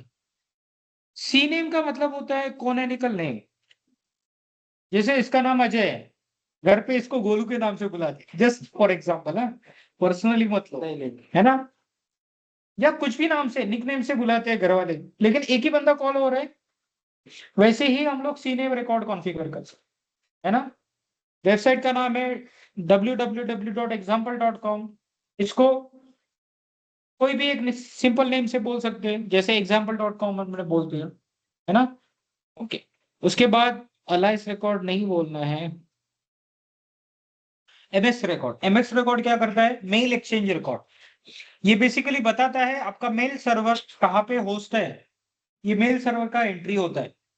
Mail server मतलब ऐसा सर्वर जो ईमेल सर्विस आपको देता है, उसका एंट्री मेल सर्वर में होना चाहिए, मेल एक्सचेंज रिकॉर्ड में होना चाहिए। फिर आपके पास है एनएस रिकॉर्ड। एनएस रिकॉर्ड का मतलब होता है नेम सर्वर रिकॉर्ड, बराबर। नेम सर्वर रिकॉर्ड मतलब ऐसे सर्वर जो आपको डीएनएस का एंट्री बताते हैं, है ना। तो डीएनएस सर्वर कहाँ कहाँ कौन कौन प्रोवाइड कर रहा है, उसका एंट्री होता है नेम सर्वर रिकॉर्ड के पास। और लास्ट में होता है आपका एसओए रिकॉर्ड, नहीं दिया है इन्होंने, वो जरूरत नहीं है। टीएक्सटी रिकॉर्ड डिस्कस करने का जरूरत नहीं है, वैसे तो बहुत सारे रिकॉर्ड्स हैं। मैंने क्या देखा, सिर्फ इंपॉर्टेंट रिकॉर्ड देखा, है ना। टीएक्सटी रिकॉर्ड नॉर्मली किस लिए होता है,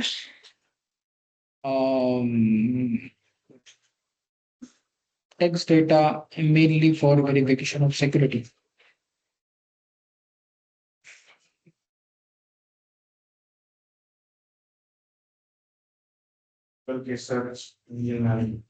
नहीं वो तो ठीक है,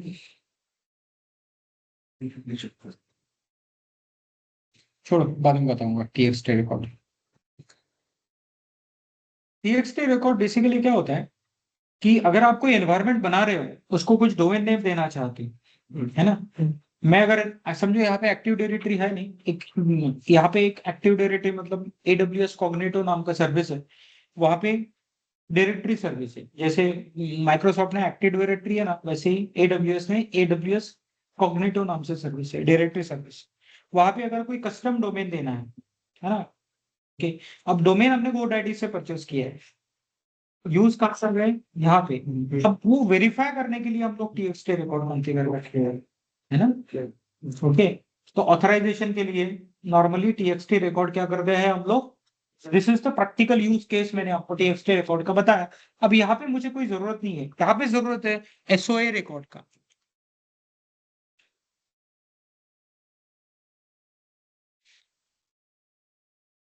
एसओए रिकॉर्ड होता है स्टार्टअप ऑथोरिटी रिकॉर्ड, है ना। SOA record is a mandatory DNS record that exist in every Route 53 hosted zone.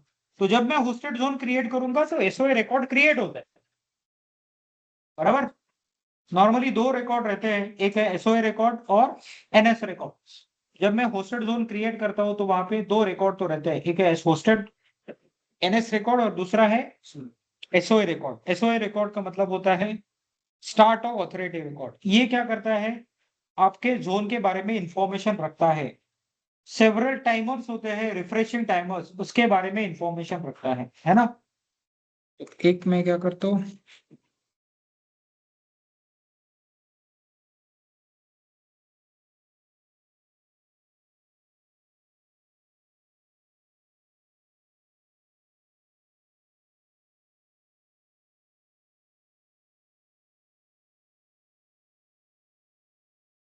ठीक है।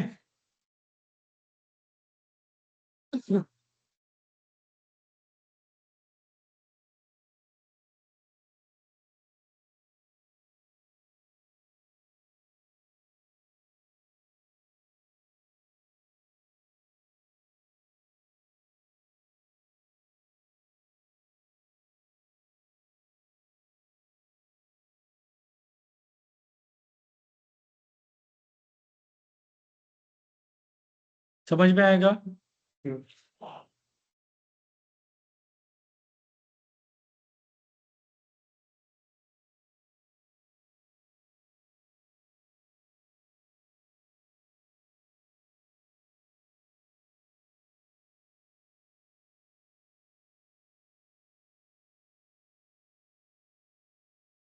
बराबर।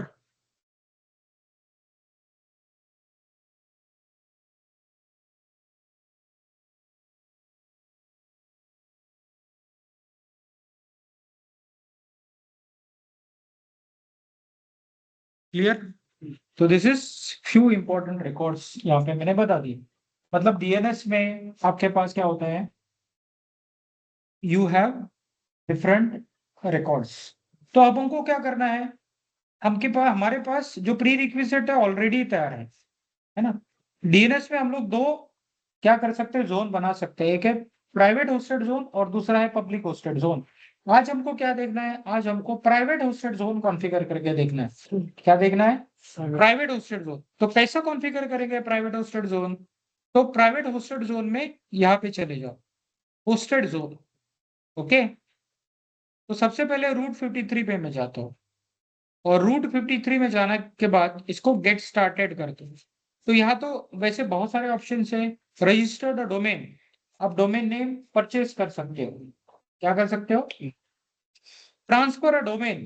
ट्रांसफर डोमेन का मतलब क्या होता है, अगर मैंने कोई डोमेन परचेज किया है, उसका ओनरशिप किसी और को देना है, तो डोमेन ट्रांसफर किया जा सकता है। बराबर है। समझो मैंने कोई पॉपुलर डोमेन नेम परचेज करे रख लिया है, किसी ऑर्गेनाइजेशन को कल चाहिए, तो मैं उसको क्या कर सकता हूँ, I can sell that domain name. और ऐसा बहुत सारे लोग करते भी है ना। एक स्टोरी पता है क्या, जियो हॉटस्टार है ना। तो बेसिकली वो हॉटस्टार के नाम से डोमेन लेना चाहता था, लेकिन एक बंदे ने पहले से लेके रखा है, उसको मिला ही नहीं। तो उसने क्या किया, वो star.com से कुछ लेना चाहता था, बाद में शायद उसने हॉटस्टार करके यूज किया है ना। नहीं, स्टूडेंट जो सिनेमा था वो जियो हॉटस्टार के साथ। जियो हॉटस्टार नाम कुछ दूसरे नाम से ले ले। बराबर। तो आप ट्रांसफर करना है तो ट्रांसफर कर सकते हैं। यहाँ पे हेल्थ चेक कर कॉन्फ़िगर कर सकते हैं। हेल्थ चेक मतलब अलग अलग रिकॉर्ड जो हमने कॉन्फ़िगर किए हैं, समझो ए रिकॉर्ड हमने कॉन्फ़िगर किए है, तो ए रिकॉर्ड मतलब किसी ना किसी मशीन को पॉइंट करता है या किसी वेबसाइट को पॉइंट करता है, वो वेबसाइट हेल्दी है कि नहीं, यहाँ से हम लोग कॉन्फ़िगर कर सकते हैं। राइट। और ये कॉन्फ़िगर ट्रैफिक फ्लो वगैरह है। ओके, यहाँ पे हम लोग क्या करेंगे, कॉन्फ़िगर होस्टेड जोन। बराबर। तो होस्टेड जोन में कौन सा जोन कॉन्फ़िगर करेंगे आज, will configure private hosted zone. नाम क्या दे, कुछ भी चलेगा हमको, है ना। तो हम देते हैं google.local। अब google.com दो तो चलेगा नहीं क्या? चलेगा, क्योंकि इसका स्कोप क्या है, लोकल है। इसका स्कोप क्या है, लोकल। अब ये पब्लिक होस्टेड जोन बनाना है क्या? नहीं, पब्लिक होस्टेड जोन बनाएंगे तो डोमेन नेम नहीं चलेगा भाई, है ना। उसके लिए आपको पब्लिक नेम चाहिए, यूनिक चाहिए, है ना। तो यहाँ पे हम लोग बनाएंगे प्राइवेट होस्टेड जोन। बराबर। अब ये हम लोग देंगे कहाँ पे, एपी साउथ 1 मुंबई।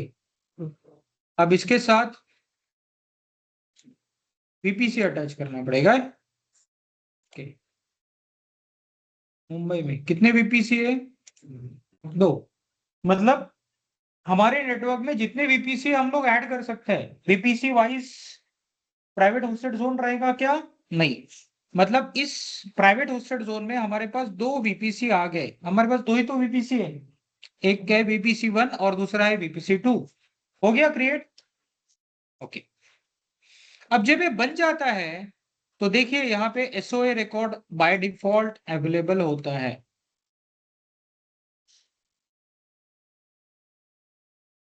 मैंने क्या बताया था आपको, whenever we create zone, चाहे पब्लिक होस्टेड जोन हो या प्राइवेट होस्टेड जोन है, तो बाय डिफॉल्ट दो रिकॉर्ड बाय डिफॉल्ट क्रिएट होते हैं, एक है एसओए रिकॉर्ड और दूसरा है एनएस रिकॉर्ड।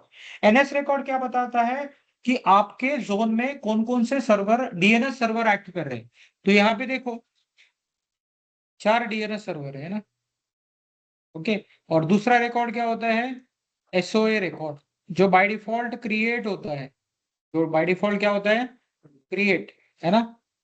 तो ऐसे मतलब स्टार्ट ऑफ अथॉरिटी और एक है एनएस रिकॉर्ड।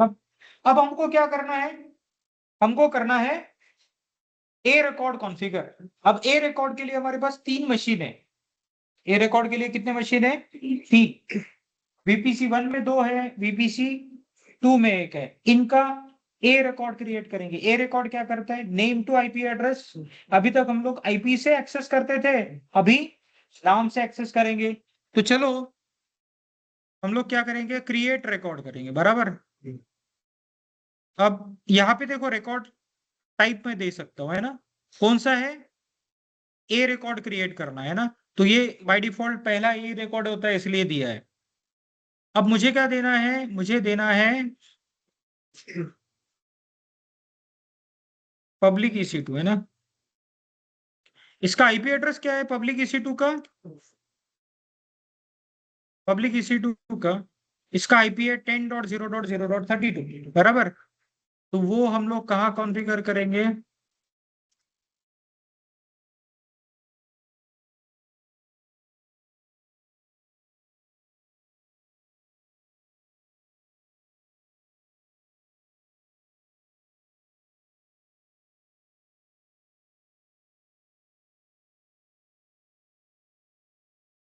बराबर।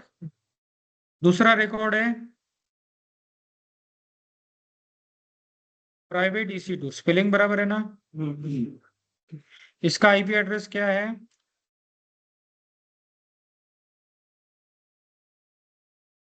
10.0.1.194,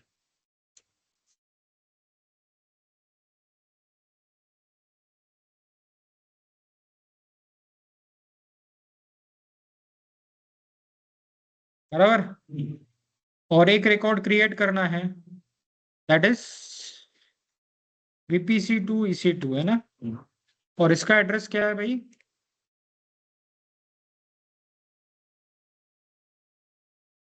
10.1.0.150.0.53, है ना।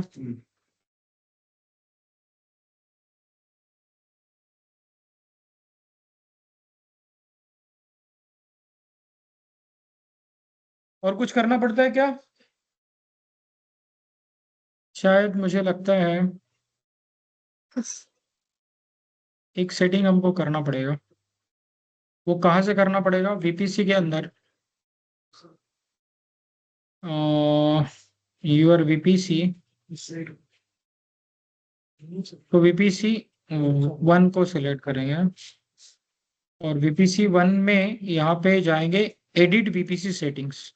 तो ये है ना DNS होस्ट ने, ओके, ये आपको एनेबल करना पड़ता है दोनों VPC में, है ना।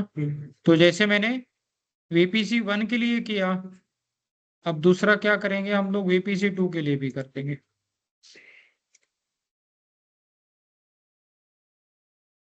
तो this setting you need to, अब एनेबल करने के बाद अब हम लोग क्या करते हैं, दिस इज VPC2 EC2, तो इसको पिंग करके देखेंगे, थोड़ा देर लगता है। पब्लिक EC2.google.com आया क्या, नहीं, थोड़ा सा समय लगेगा, we need to wait for it, okay. And the machines will able to communicate with each other, है ना। थोड़ा सा 5-7 मिनट वेट करना पड़ेगा, so they take to resolve, okay. तो मशीन आपस में क्या हो जाएंगे। तो अभी तो हमने मशीन के लिए किया, हम लोग क्या कर सकते हैं, कोई वेबसाइट अगर कॉन्फ़िगर किया तो वेबसाइट को कैसे एक्सेस करते हैं आप लोग, पब्लिक आईपी से करते हैं। तो आप डोमेन नेम से भी एक्सेस कर सकते हो ना, क्या कर सकते हो, डोमेन नेम से भी एक्सेस कर सकते हो। क्लियर, किसी को कोई डाउट, ओके। तो कल क्या देखेंगे हम लोग, कल हम लोग देखेंगे पब्लिक EC2, है ना, इंपॉर्टेंट कॉन्सेप्ट। और हम लोग देखेंगे IAM। IAM का मतलब होता है आइडेंटिटी एंड एक्सेस मैनेजमेंट, है ना। तो आइडेंटिटी एंड एक्सेस मैनेजमेंट में क्या क्या पढ़ेंगे, यूजर्स क्या होता है, ग्रुप क्या होता है, बराबर है, पॉलिसी क्या होता है, रोल्स क्या होता है, MFA कैसे कॉन्फ़िगर करते हैं। हालांकि तो आपको कुछ पोर्शन पता है ना, क्योंकि स्टार्टिंग में जब हमने अकाउंट क्रिएट किया था और उस अकाउंट को सिक्योर्ड करने के लिए हमने एक पॉलिसी असाइन किया था यूजर को, है ना। फिर इनलाइन पॉलिसी क्या होता है, बराबर। पॉलिसी कैसे लिखा जाता है, बराबर। एक यूजर कितने ग्रुप का मेंबर हो सकता है, दीज थिंग्स विल डिस्कस। और AWS CLI के थ्रू कैसे लॉग इन कर सकते हैं, that also we will discuss, है ना। तो IAM is a important chapter, you need to understand IAM, क्योंकि बाकी जब सर्विसेज हम लोग क्रिएट करेंगे और उसको अगर राइट्स देना है, परमिशन, तो वो किसके थ्रू दिया जाएगा, you need to have the knowledge of IAM, है ना। तो अभी तक क्या क्या देखा हमने, अभी तक हमने देखा क्लाउड क्या होता है, बराबर। अकाउंट कैसे क्रिएट किया जाता है, उसको सिक्योर कैसे किया जाता है। तो बेसिकली आप what I will say account को यूज कर पाएंगे। जब तक अकाउंट यूज नहीं करेंगे तब तक रिसोर्सेस क्रिएट कर पाएंगे क्या उसके अंदर, तब तक आप रिसोर्सेस क्रिएट नहीं कर पाएंगे, है ना। उसके बाद क्या है, उसके बाद है आपने EC2 देखा, तो EC2 क्या होता है, उसका प्रॉपर्टीज क्या है, और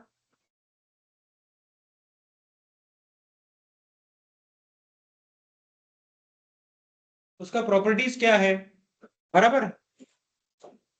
EC2 कैसे क्रिएट किया जाता है, उसके साथ स्टोरेज कैसा कनेक्ट किया जाएगा, स्टोरेज मतलब EBS स्टोरेज, है ना, इलास्टिक ब्लॉक स्टोरेज। और फिर हमने देखा नेटवर्क, राइट। अब EC2 देखा, नेटवर्क देखा, अब हमको क्या पता चाहिए, हमको पता चाहिए IAM। IAM मतलब बेसिकली यूजर क्या होता है, ग्रुप क्या होता है, बराबर। तो EC2 इंस्टेंस देखा एक सर्विस, दूसरा देखा VPC, क्योंकि आप आर्किटेक्चर क्रिएट करते हो तो किसी ना किसी नेटवर्क को, जब आपके पास VPC नहीं था तो डिफॉल्ट VPC में क्रिएट हुआ, ओके। VPC होने के बाद आप मेंशन कर सकते हो VPC के अंदर क्रिएट करो। अब VPC आर्किटेक्चर तैयार था, इसलिए मैंने रूट 53 बताया, बराबर। हाँ, रूट 53 में एक पॉइंट जो बचा है, that is public hosted zone, that we will cover tomorrow. उसके बाद देखेंगे IAM का मतलब होता है आइडेंटिटी एंड एक्सेस मैनेजमेंट, बराबर। और उसके बाद देखेंगे SP, क्या देखेंगे, ST। अब इसके कारण क्या हो जाएगा, इंटरलिंकिंग हम लोग देख पाएंगे। एक EC2 इंस्टेंस SP को एक्सेस करना है, एक्सेस राइट देना है, तो कैसा एक्सेस करना है, बराबर। तो IAM पता चला आपको, VPC पता चला, तो बाकी सर्विसेज देखना या समझना थोड़ा आसान हो जाए। लिनक्स यार सिलेबस का पार्ट नहीं है, बिकॉज नहीं, दिस सिलेबस में नहीं। लिनक्स अगर पढ़ाने जाओ तो 2 महीना बहुत लगता है, बराबर, 1.5 महीना कंप्लीट लगता है। इंस्टॉलेशन मैंने बताया आपको पहले ही, कि अगर आपको कुछ प्रॉब्लम आता है तो you can ask me the question, उतना मैं आपको हेल्प कर सकता हूँ। और जो जो पोर्शन आपके AWS DevOps ऑन AWS में आता है, उतना कमांड तो मैं डेफिनेटली बताऊँ। और सेपरेटली अगर आप पढ़ते हो लिनक्स, तो भी मैं आपको हेल्प कर सकता हूँ। लेकिन लिनक्स सेपरेटली पढ़ाना मतलब इससे सेपरेट सब्जेक्ट, वो कैसा पढ़ाया जाएगा, है ना। नहीं तो फिर वो 4 महीने का 6 महीने जाएगा कोर्स। क्लियर, जितना जरूरत है उतना तो मैंने बताया, जैसे आज कमांड मैंने एक्सप्लेन करके बताया, तो वैसे ही आप पढ़ो ना, हो जाएगा। आपका तो हो चुका है ना लिनक्स, ओके, पढ़ोगे तो हो जाएगा, कोई इतना प्रॉब्लम नहीं है। किसी को बायस में जाके नॉलेज का मिशन हुआ वो भी है इसका, इतना पूछ लेना, मैं बता दूंगा। और इंस्टॉलेशन आप क्या करते हो, अब EC2 इंस्टेंस है वहीं पे लिनक्स इंस्टॉल किया, तो फिर लोकल मशीन में करने की जरूरत क्यों पड़ गई, बराबर। आपको लिनक्स का इंस्टॉलेशन कर लोकल मशीन में करने की जरूरत है क्या, नहीं। लोकल मशीन में हाइपरवाइजर के थ्रू आप कर सकते हो, जैसे आपको वर्चुअल बॉक्स में आप कर सकते हो। अब वो बायोस में जाके हाइपरवाइजर में भी एक ही सेटिंग होता है, वर्चुअलाइजेशन एनेबल करना पड़ता है। क्या करना पड़ता है, एनेबल। और आजकल के मॉडर्न लैपटॉप में वर्चुअलाइजेशन एनेबल नहीं होता, तो वो भी करने की जरूरत नहीं है। पुराने लैपटॉप में हमको वर्चुअलाइजेशन एनेबल करना पड़ता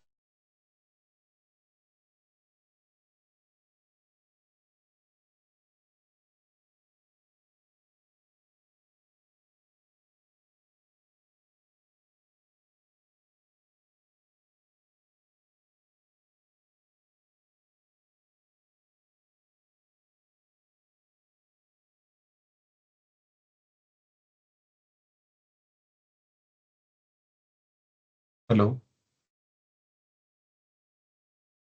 सर, डिस्कनेक्ट हो गए शायद। हाँ सर, की आवाज नहीं है. डिस्कनेक्ट झालं ते. हाँ.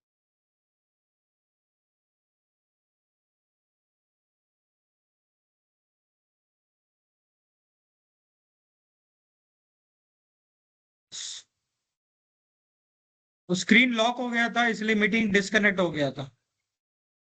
हाँ सर. हेलो, काफी देर से लॉक हुआ था क्या? No sir. नहीं नाही नहीं सर. नाही ओके, नाही सर. चलो कोई डाउट है आपके? तो आज इतना ही देखते हैं। हाँ, एक और चीज, हमको क्या करना है, आर्किटेक्चर को रिमूव भी करना है। That is a very important thing. अब यहाँ पे डिपेंडेंसी बना हुआ है, तो पहले हमको रूट 53 का प्राइवेट होस्टेड जोन रिमूव करना पड़ेगा। अब रिमूव कैसे करेंगे? पहले रिकॉर्ड रिमूव करो और फिर प्राइवेट होस्टेड जोन रिमूव करो। रिकॉर्ड रिमूव नहीं करेंगे तो प्राइवेट होस्टेड जोन रिमूव नहीं होगा। उसके बाद तीनों वीएम बंद कर दो या टर्मिनेट कर दो। उसके बाद आप क्या करो, अगर आपने नेट गेटवे तो नहीं क्रिएट किया है तो आप रूट टेबल में एक्स्ट्रा एंट्री जो की है वो उसको रिमूव कर दो, इंटरनेट गेटवे भी रिमूव कर दो, और फिर उसके बाद वीपीसी रखा भी तो चलेगा। आइडियली वीपीसी कोई अमाउंट चार्ज नहीं करता है। ओके, वीपीसी का स्ट्रक्चर, वीपीसी क्रिएट करना है, उसके अंदर सबनेट क्रिएट करना है, उसका कुछ चार्ज लगता है क्या? की पेयर का कोई चार्ज लगता है क्या? सिक्योरिटी ग्रुप का कोई चार्ज लगता है क्या? नहीं। EC2 इंस्टेंस का डेफिनेटली लगेगा, नेट गेटवे का डेफिनेटली लगेगा, इलास्टिक आईपी का डेफिनेटली लगेगा। इंटरनेट गेटवे का भी चार्ज नहीं लगता, जब तक यूज नहीं करेंगे तब तक नहीं लगेगा।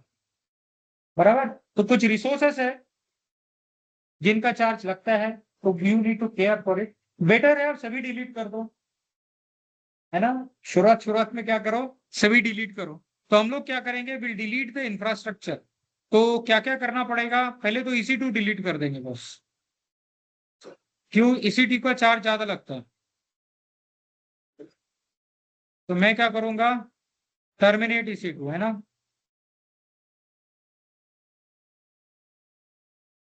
हो गया टर्मिनेट। उसके बाद क्या करना है, रूट 53 में जाएंगे, और रूट 53 में होस्टेड जोन जो हमने कॉन्फ़िगर किया है, सर तो यहाँ पे क्या स्क्रीन करना शेयर पड़ेगा? नहीं की है स्क्रीन नहीं आपने. है सर. Screen share. अरे यार,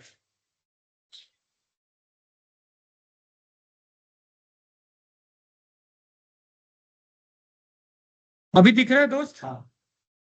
yes sir. Hello, yes sir. Yes अभी सर. दिख, यस. या अब देखिए यहाँ पे आपने जो रिकॉर्ड क्रिएट किए है ना, इसको मैं क्या करूंगा, डिलीट रिकॉर्ड्स। तो तीनों रिकॉर्ड डिलीट कर दिए। इसके बाद क्या करना है,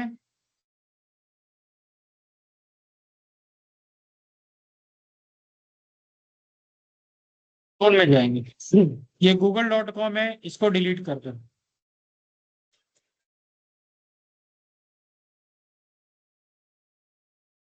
बराबर। अब आप VPC में जाओ।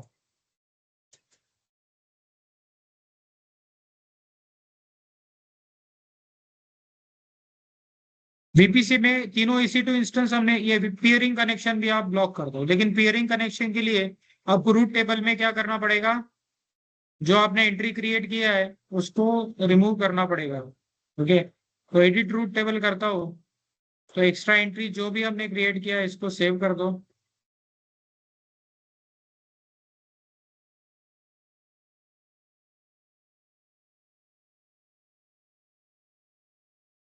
सबनेट एसोसिएशन भी क्या करो,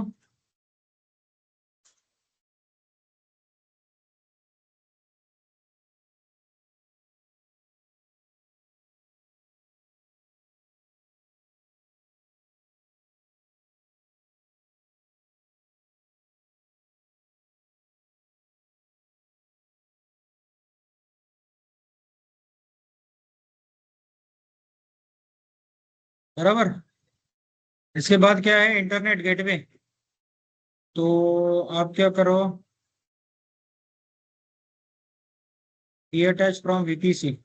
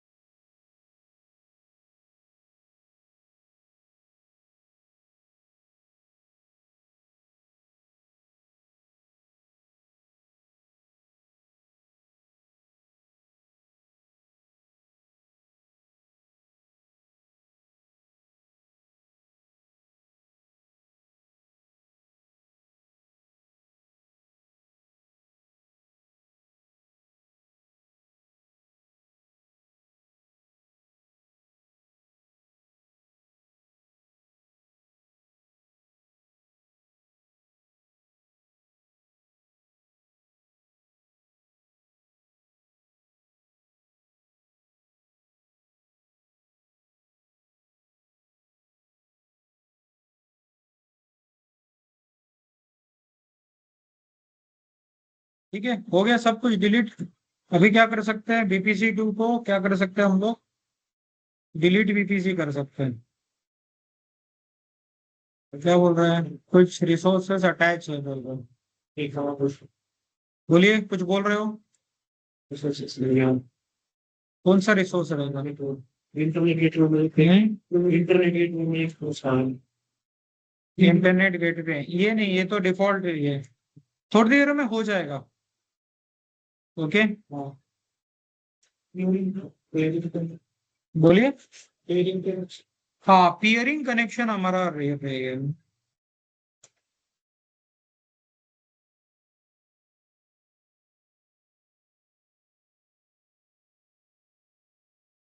ओके, और पियरिंग कनेक्शन जब डिलीट हो जाएगा तो हम लोग क्या करेंगे, थोड़ा सा समय तो लगेगा इसको भी,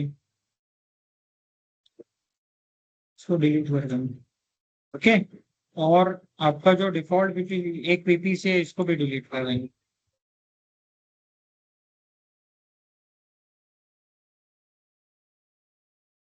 बराबर, ओके, हो गया। किसी को कोई डाउट है, अगर डाउट नहीं है तो I will and the session for today. Tomorrow हम लोग क्या करेंगे, पब्लिक होस्टेड जोन कॉन्फ़िगर करके देखेंगे, एंड उसके बाद हम लोग देखेंगे IAM। IAM का मतलब होता है आइडेंटिटी एंड एक्सेस मैनेजमेंट। आपका काम क्या है, whatever the things we covered you try to perform it manually, चाहे ऑफिस हो या कुछ भी हो, समय में से समय निकाल के आप करो। अगर नहीं करोगे तो पीछे रह जाओगे, है ना। सर सिलेबस आगे जाएगा तो आप कर पाओगे क्या नहीं, यस बोलिए। हाँ सर, लिनक्स का सेल्फ स्टडी करना पड़ेगा क्या, यार रिक्वायर्ड है लिनक्स तो क्या? पढ़ना पड़ेगा ना आपको। लिनक्स का बेसिक जो कमांड है मैं आपको दे दूंगा, आपका रिक्वेस्ट हाँ रहेगा सर, तो वो एक आध हाँ सेशन वो लिनक्स के ऊपर पीडीएफ भी दे हम लोग दीजिए। दे सकते हैं। बोलिए। हाँ हाँ, लिनक्स का है ना, PDF हमें दे दीजिए व्हाट्सएप ग्रुप पे। वैसे बहुत सारे PDF है लिनक्स के, हाँ, वो कंफ्यूजन क्रिएट करेगा आपको, तो लिनक्स का PDF जितना अगर शेयर करो तो। जितना रिक्वायर्ड है उतना ही। चलो एक आध सेशन आपके लिए लिनक्स का ले लेंगे, है ना, so that okay you will sir. Aware about the Linux, है ना, बेसिक कॉन्सेप्ट अबाउट लिनक्स, है ना। हाँ सर, तो सो ओके दैट ओके आपका जो जरूरत का चीज है कंप्लीट हो जाएगा। ठीक है, ओके सर, डन। ओके, लेकिन आपको साइमल्टेनियसली एफर्ट करना पड़ेगा। हाँ सर। ओके, चलिए श्रीकांत करूँ बंद। Yes sir, bye. Yes sir, bye bye bye. Thank you. Yes sir. Okay, Madhuri.